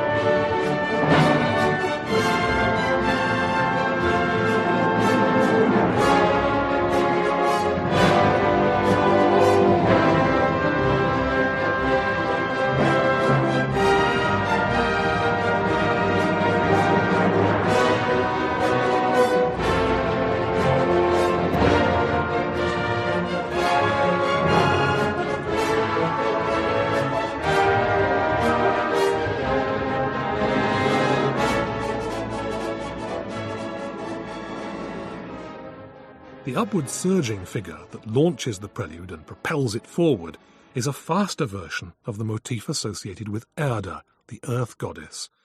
We first met her in Das Rheingold, when she appeared to warn Wotan to give up the ring.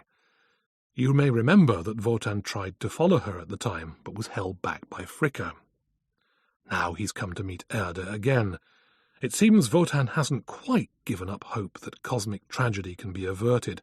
Perhaps Erda can tell him how. Is it possible to slow down a turning wheel? But Erda is confused.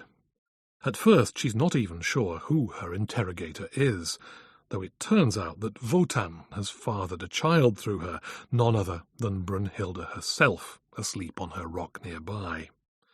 Go and ask her, Erda tells him. Wotan understands that it's useless.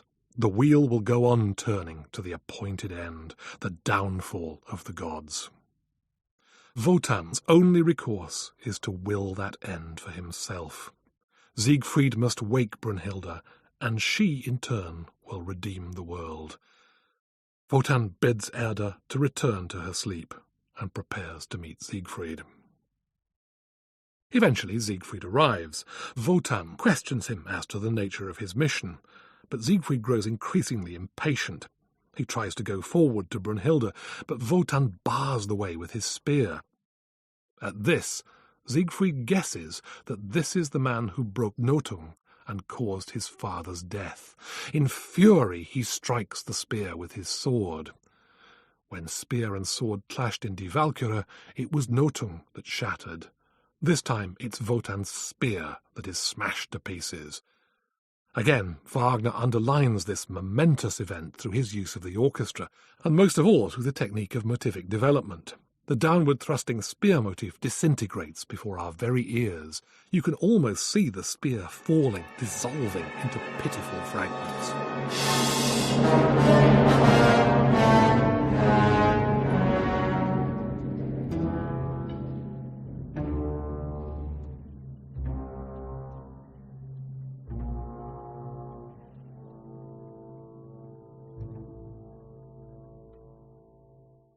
Erda's motif rises tremulously on strings, then falls. The falling motion is now clearly fixed to the idea of the god's downfall, and we'll hear a lot more of it in Götterdämmerung. Go your way, I cannot stop you, sings Wotan, and vanishes in utter darkness.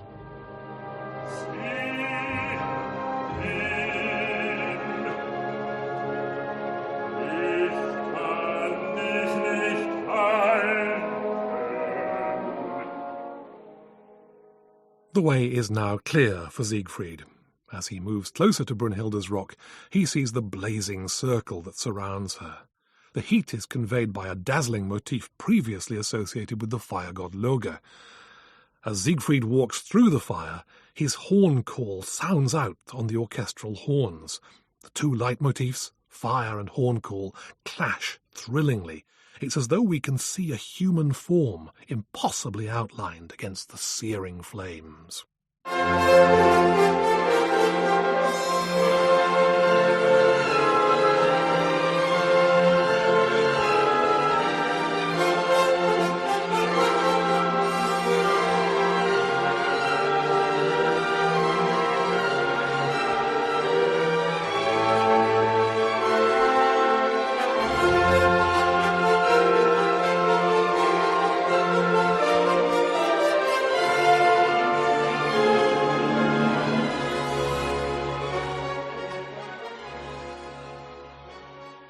Safely through the flames, Siegfried gazes around him and sees Brunhilde's horse Grane and Brunhilde herself lying in full armour.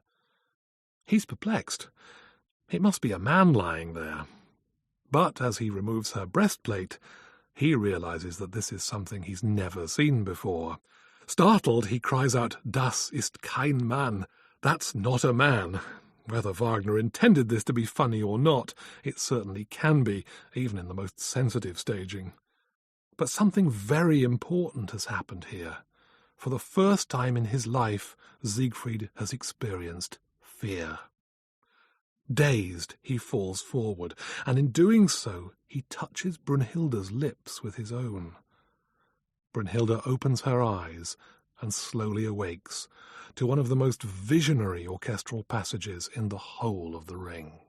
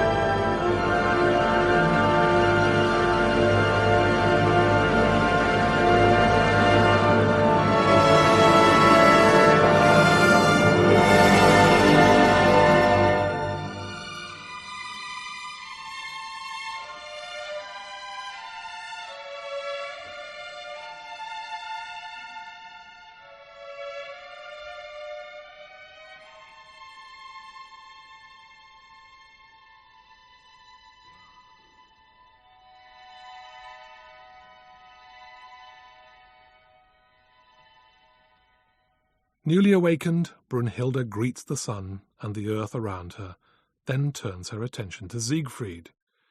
She tells him that she has always loved him. Still confused, Siegfried thinks she must be his mother, but Brunhilde explains that she is the one who strove on his behalf and protected him when he was yet unborn.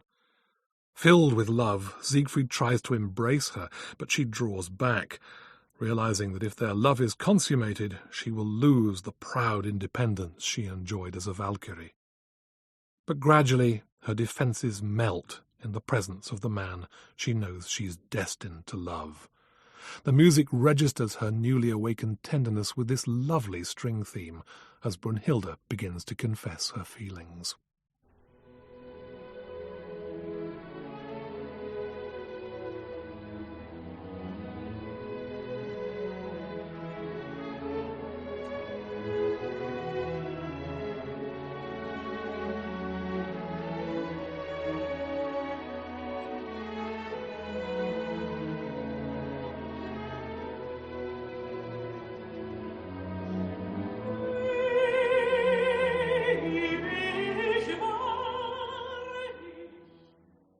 This theme is not destined to become a leading motif in The Ring.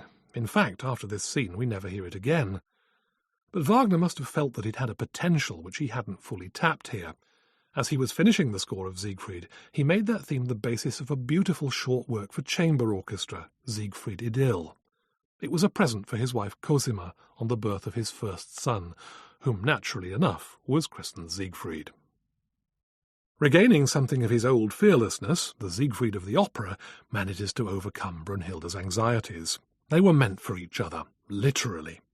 Like many young lovers, they become blind to the fate of the world in the heat of their passion. But in this case, the outcome will be truly apocalyptic, as Brunhilde at least partly understands. Together, Siegfried and Brunhilde welcome the ending of the rule of the gods in a wildly abandoned love duet. It culminates in a phrase that intertwines words like the bodies of the lovers themselves. Leuchtende Liebe, lachende Tod. Shining love, laughing death, as the opera surges to its conclusion.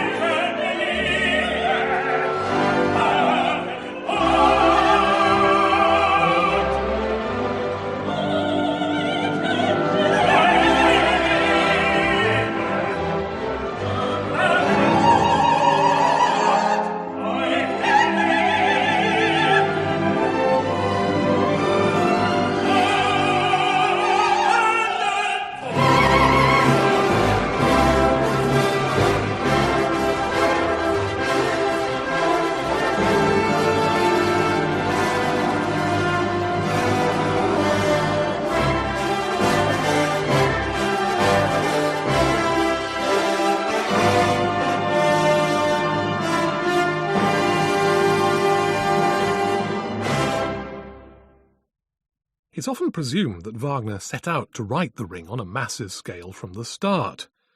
In fact, although his initial plans were ambitious enough, his first thought was of writing only one substantial opera, to be called Siegfried's Tod, Siegfried's Death. The name was later changed to Götterdämmerung, Twilight of the Gods. But Wagner soon realized that his libretto assumed too much knowledge on the audience's part, so he decided to preface Götterdämmerung with another opera about Siegfried's youth, the opera that he eventually called Siegfried. But even that wasn't enough, so the libretto of The Ring carried on extending itself backwards until it reached the colossal dimensions that we know today. Having enlarged his Ring libretto in this way, Wagner didn't revise the texts of the later operas, partly because he'd already published them. Should he have done so? Well, it's possible that he might have trimmed the first scene of Götterdämmerung, for instance. Here we meet the three Norns, the daughters of the earth goddess Erda. They spin the golden rope of time, past, present, and future. Wagner originally intended this scene as a kind of story so far introduction, to provide important strands in the history of The Ring that we might not otherwise know. Adding the three extra opera librettos, Das Rheingold, Die Walküre, and Siegfried, made a fair bit of the Norns' commentary superfluous, at least when it comes to understanding the plot. But was Wagner wrong to keep it? It may make Götterdämmerung one of the longest dramatic works in the history of Western theatre, but musically this scene is remarkable, and few would want to be without it. A brooding, doom-laden atmosphere is established, which throws the blissful abandonment of Brunhilde and Siegfried's love music at the end of Siegfried into ironic relief. In terms of passing on information, it may not be entirely necessary, but the way in which Wagner sets it to music makes it essential.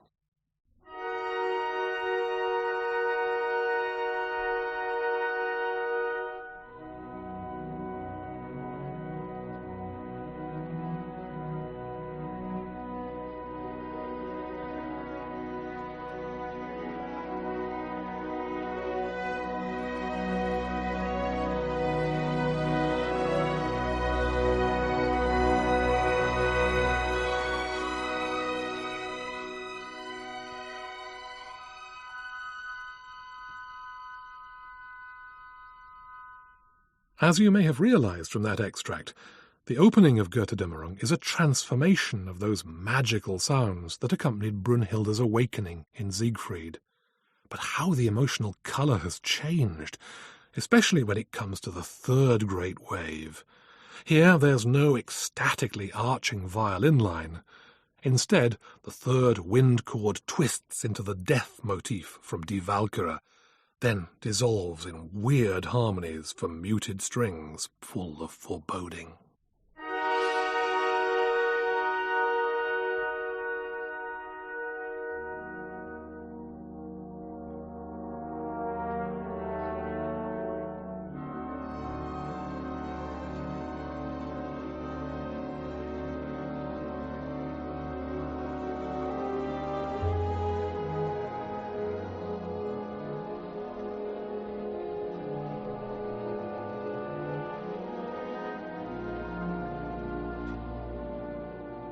It is night. The three Norns are weaving the rope of destiny and questioning each other about what it tells them. There is one important thing imparted by the Norns that we wouldn't have learnt elsewhere. Wotan has cut the great sacred ash tree into logs and has piled them around Valhalla. When they burst into flames, the fortress will be destroyed, and with it the reign of the gods. But this scene isn't really about conveying facts. It builds slowly but steadily to a heart-stopping climax. As the Norns weave the rope, feeling for the next stage in the world's story, one of them asks what the final outcome of Alberich's curse will be. At this point, the rope snaps. Es riss! It tears, they all cry, as the curse motif sounds on bass trumpet. This is the end of our wisdom, the Norns sing in unison. The end of the gods is very near.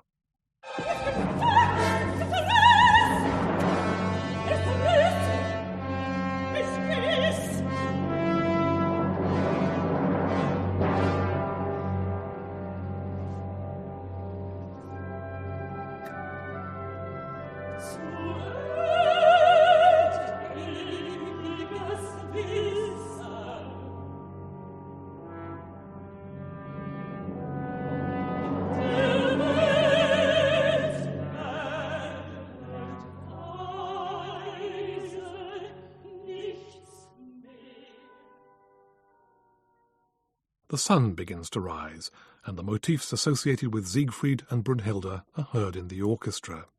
Then the lovers emerge from a cave, still intoxicated with each other and the joy of their young love. She has taught him all her wisdom. He has initiated her into full womanhood. A new theme, rising in ardent sequences, expresses Brunhilde's new consciousness of herself, vulnerable, deprived of her godlike powers, but enriched by the experience of human love. Then, in response, a majestically expanded new version of Siegfried's horn call indicates her lover, showing how he too has grown.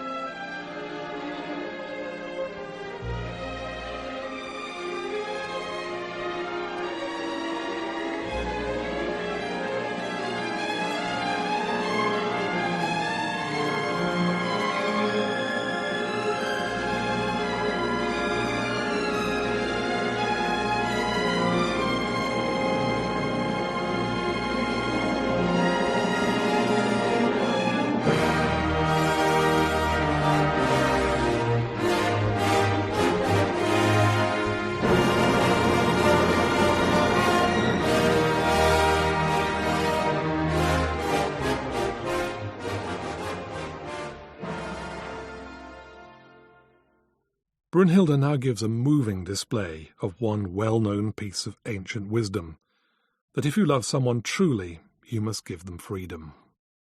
She encourages Siegfried to go out into the world and perform great deeds in keeping with his new full-grown heroic status. Siegfried agrees, but leaves the ring with Brunhilde as a token of his undying faithfulness. The lovers sing another impassioned duet as they prepare to part. This sweeps on into one of the most famous orchestral interludes in The Ring, Siegfried's Rhine Journey, at once a symphonic development of themes associated with the hero and a stirring depiction of some of his great deeds.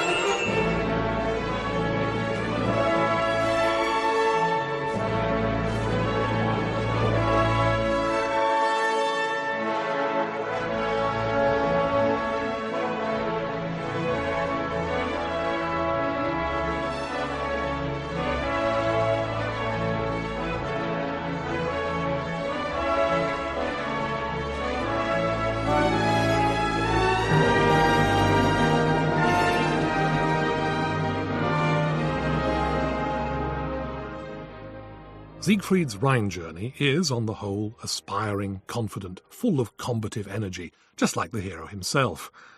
But at the end of that extract, we had a falling sequence of chords that we've come across earlier in The Ring. It's the same falling figure that was played as Wotan left the stage for the last time in Siegfried, the figure associated with the downfall of the gods. So Wagner's orchestral interlude also reminds us of the one thing which Siegfried seems blissfully unaware of, the conflagration in which this great tragic cycle of operas will end. Siegfried's Rhine Journey leads us out of the prologue into the real first act.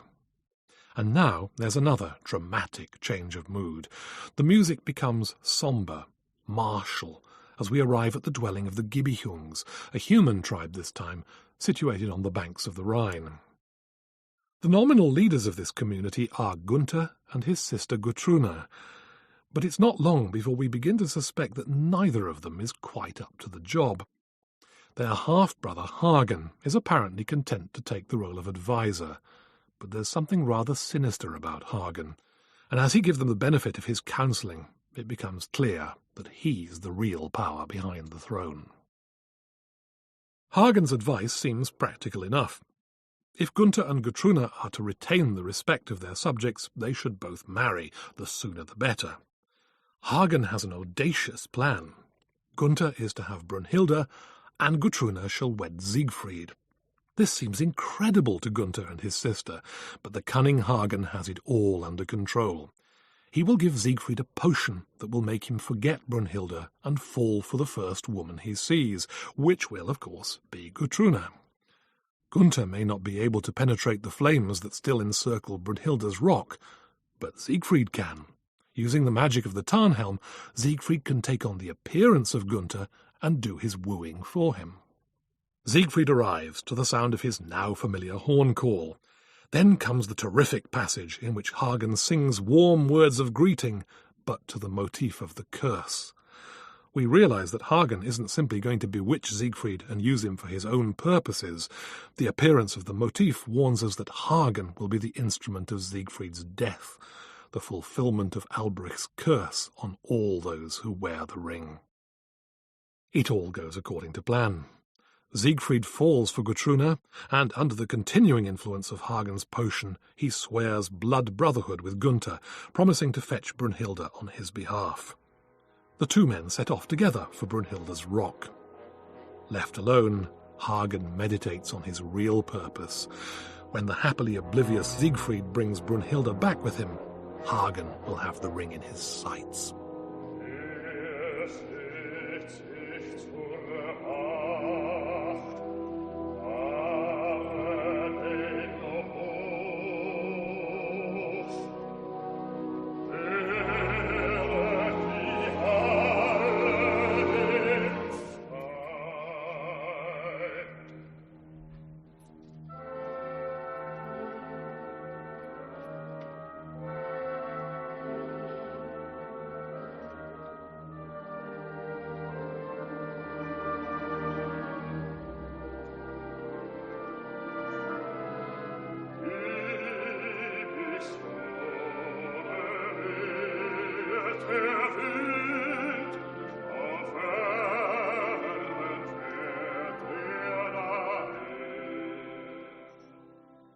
Meanwhile, Brunhilde is sitting at the entrance to her cave, contemplating the ring.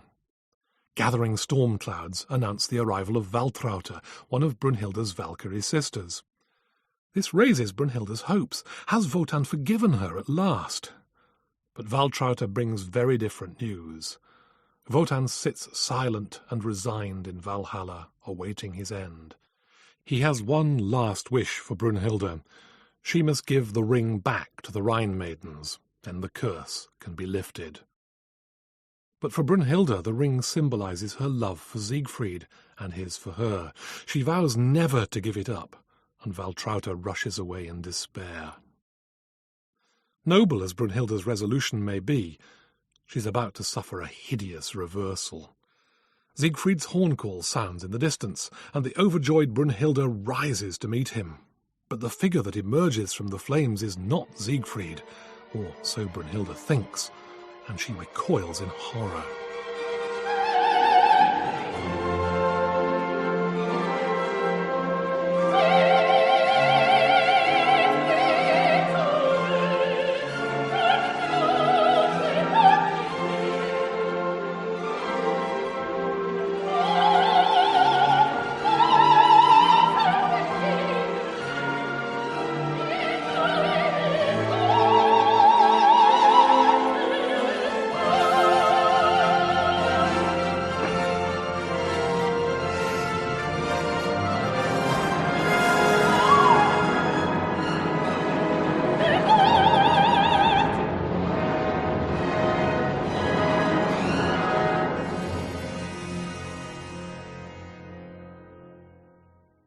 Brunhilde thinks that the arrival of this seeming stranger is some dreadful punishment inflicted on her by Wotan for refusing to do his bidding. Still more so when the disguised Siegfried tears the ring from her finger and brutally orders her into the cave. After placing the sword Notung between them as a sign that his wooing will be chaste, the stranger announces that Brunhilde is now the property of Gunther. The second act opens in darkness. Hagen is asleep, still stationed at his watchpost over the Rhine. A figure appears in the moonlight. It is Alberich, and now we find out who Hagen really is, as Alberich sings to him, "Schläfst du, Hagen, mein Sohn? Are you asleep, Hagen, my son?" Schläfst du, Hagen, mein Sohn? Du schläfst und hörst mich nicht, in Ruhe und Schlaf verliebt.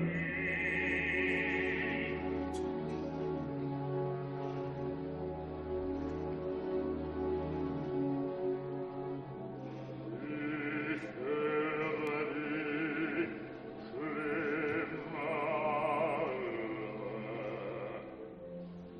Was hast du meinen Schlaf zu sagen? "I hear you," says Hagen, apparently still asleep. There follows an extraordinary scene in which Alberich interrogates his son, the latter remaining in some kind of trance throughout. Alberich wants an assurance that Hagen will get the ring for him.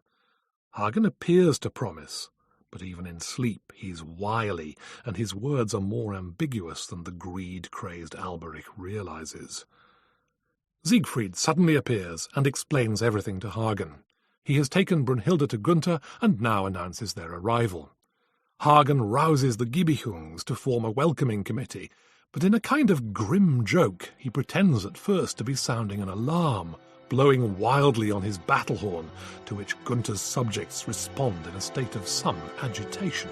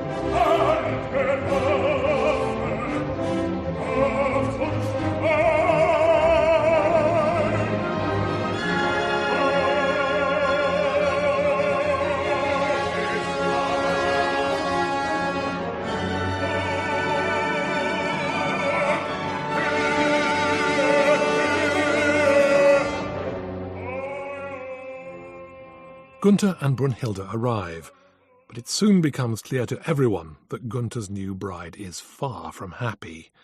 Her rage and misery increase when she sees Siegfried joyfully reunited with Gutrune. Then she sees that Siegfried is wearing the ring, snatched from her finger by the mysterious stranger in her cave, and she realizes that she's been betrayed. Incensed, she hurls accusations at him, but the still bewitched Siegfried swears by the point of Hagen's spear that he's innocent. Brunhilde dedicates the spear to Siegfried's death. Hagen then takes Brunhilde on one side and promises vengeance. But isn't Siegfried supposed to be invulnerable? Deceived by Hagen's wiles and the strength of her own furious passion, Brunhilde lets Hagen into a secret. She did use her magic skills to protect Siegfried's body, but not his back. She was sure he would never turn his back in combat. Gunther, too, feels betrayed by Siegfried. He never told them that Brunhilde was pledged to him. It becomes clear that Siegfried must be killed, and Gunther's only concern now is the pain that Siegfried's death will cause his sister Gutrune. Hagen says he will organize a hunting party and arrange Siegfried's death so that it looks like an accident. That will be easier for her to bear than murder, he argues, though privately Hagen isn't worried at all about how he's going to justify Siegfried's murder. After all, by then he will have the ring.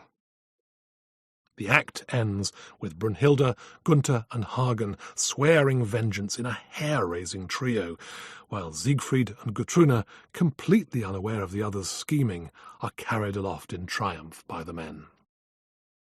The final act of Götterdämmerung opens beside the River Rhine, near where Siegfried and his hunting party are looking for a quarry. There's movement in the waters, then we hear a familiar sound from long ago.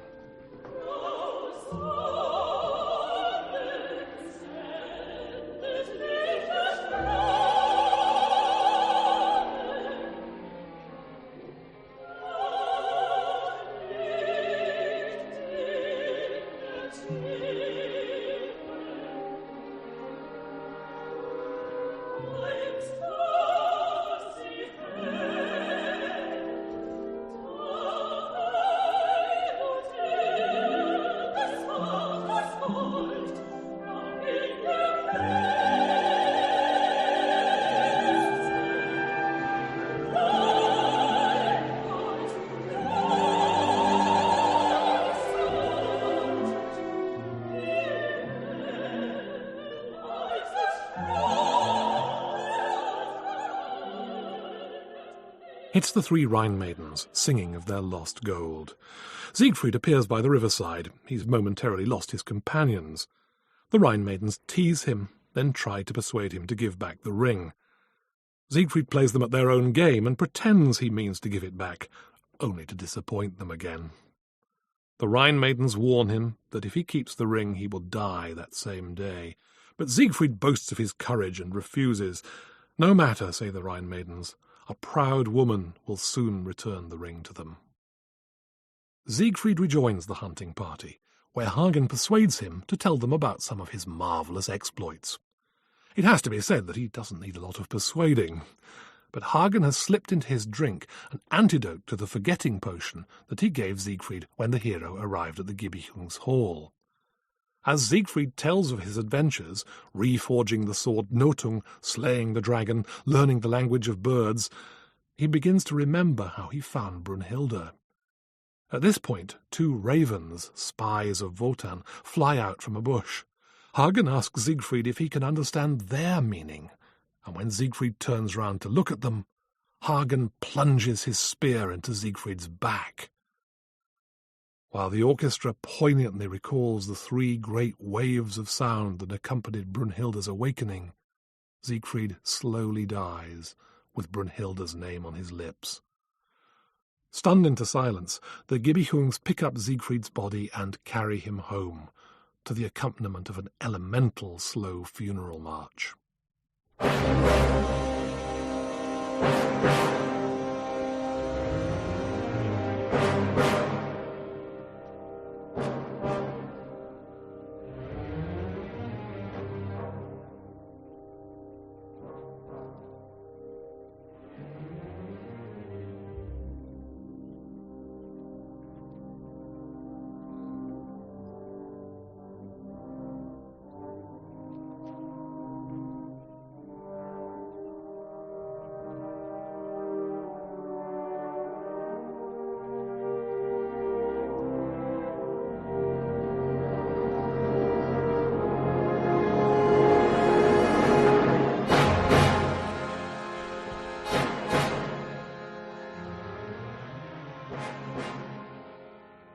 Like Siegfried's Rhine journey, Siegfried's funeral march has acquired a life of its own in the concert hall and in recordings. It can work very effectively as an independent piece, but Wagner himself hated conducting excerpts like this in concert. He called them bleeding chunks, and when you hear the funeral march in context, you can understand why. Not only does it arise grippingly out of the previous scene, but the use of the leitmotifs only really makes sense when you've heard them with their proper dramatic associations. Just being told that you hear the Siegfried motif or the sword theme isn't enough. They're part of a vast musical warp and weft that can only really be appreciated as a whole. The mood created by Siegfried's funeral march is appropriately catastrophic and oppressive. When the curtain rises for the last time on the Gibichungs' hall, we see Gutruna in a state of high anxiety. She's been having terrible dreams and is desperate to see Siegfried alive. When the funeral procession arrives, she collapses with shock. At first she blames Gunther, but Hagen sees no need for dissembling now. The ring is in his grasp. He freely admits his guilt, and when Gunther shows interest in the ring, Hagen kills him almost casually. He steps forward to take the ring from Siegfried's finger, with a cry of "Her den Ring! Here with the ring!" But as he does so, Siegfried's dead hand rises threateningly as the trumpet sounds the sword motif, and the strings trace the falling figure of the decline of the gods.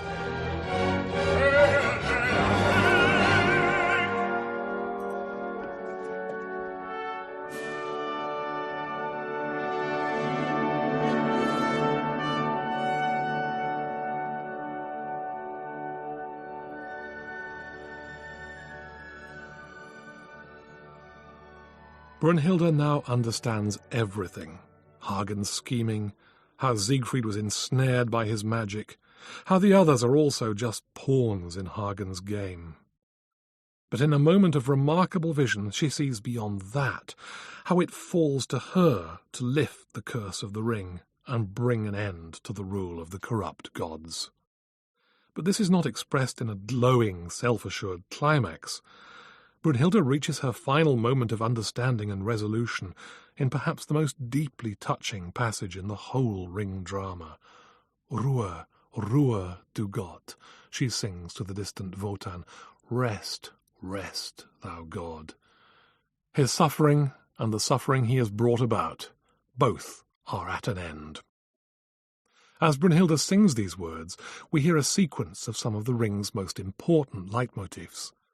As Brunhilde sings Alles, alles weiß ich, everything, everything I now understand, the orchestra illustrates beautifully how that understanding has been reached.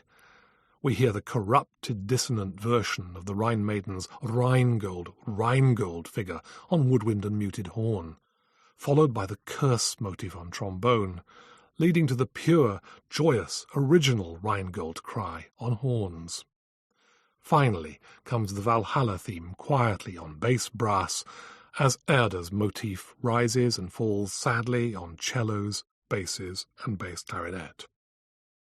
But this isn't simply a collage. The themes are fused together into a single statement, a musical expression of everything coming together in Brunhilde's soul.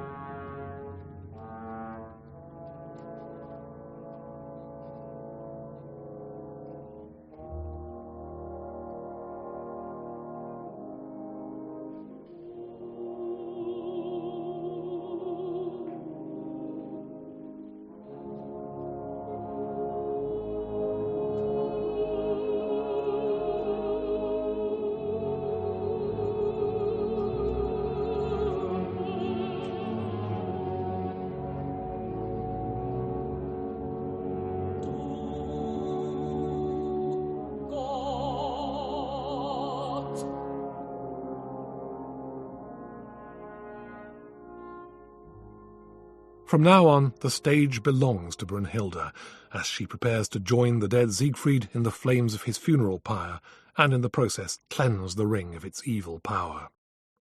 This section rises like a huge symphonic coda, drawing together more thematic threads from the vast score. Leitmotifs pile in on one another as Brunhilde sings, voice and orchestra whipping the music up into a frenzy of excitement for her final plunge into the fire. Wagner means us to enjoy this tide of emotion, rather than sit ticking off motifs as they hurtle by. But one is worth pointing out, a motif we haven't heard since the last act of Die Walküre. It's the melodic figure Sieglinde sang when she learnt from Brunhilde that she was pregnant with the future hero Siegfried. O herstes Wunder, herrlichste Maid, O highest wonder, noblest of maids. It sounds on high strings, supported by woodwinds. Then it's finally sung by Brunhilde herself. Well, this is her motif.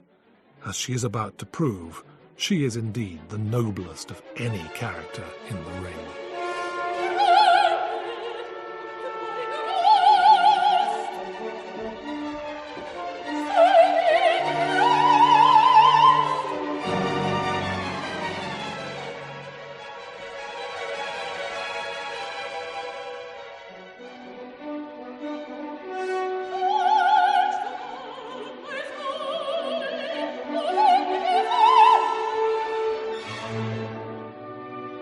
Oh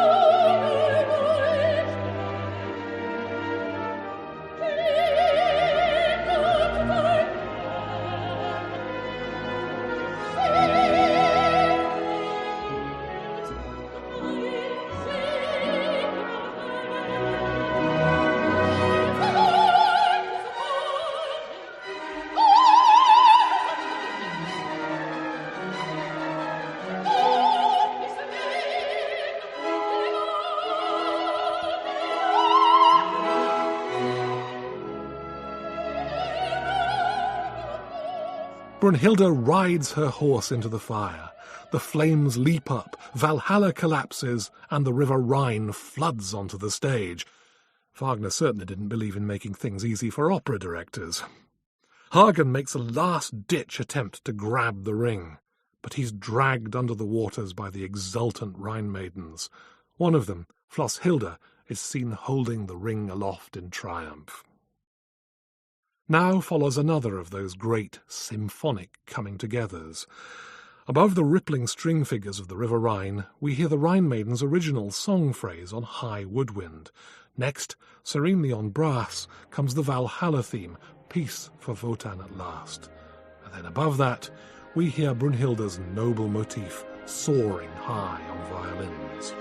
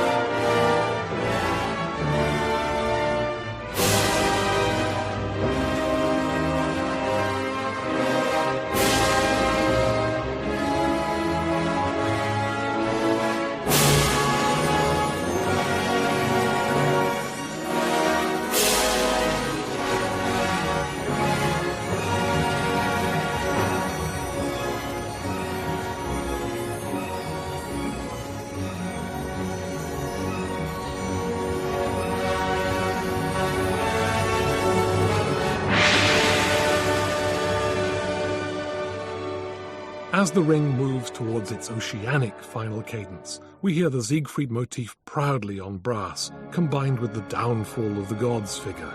Then Brunhilde's theme floats on high, above warm harmonies and gently rippling harps. The uniting of these figures forms both a grand symphonic summing up and the final statement of a colossal music drama. Through this immense, intricate web of developing motives, one has emerged supreme in a calm, glowing D-flat major, a key which Wagner has prepared so expertly that it feels like the goal for which the entire 15-hour cycle has been preparing. It's an overwhelming endorsement of Wagner's message. Evil is vanquished, the corrupt old order is destroyed, and from the noble self-sacrifice of heroic love, perhaps something new and better can be born.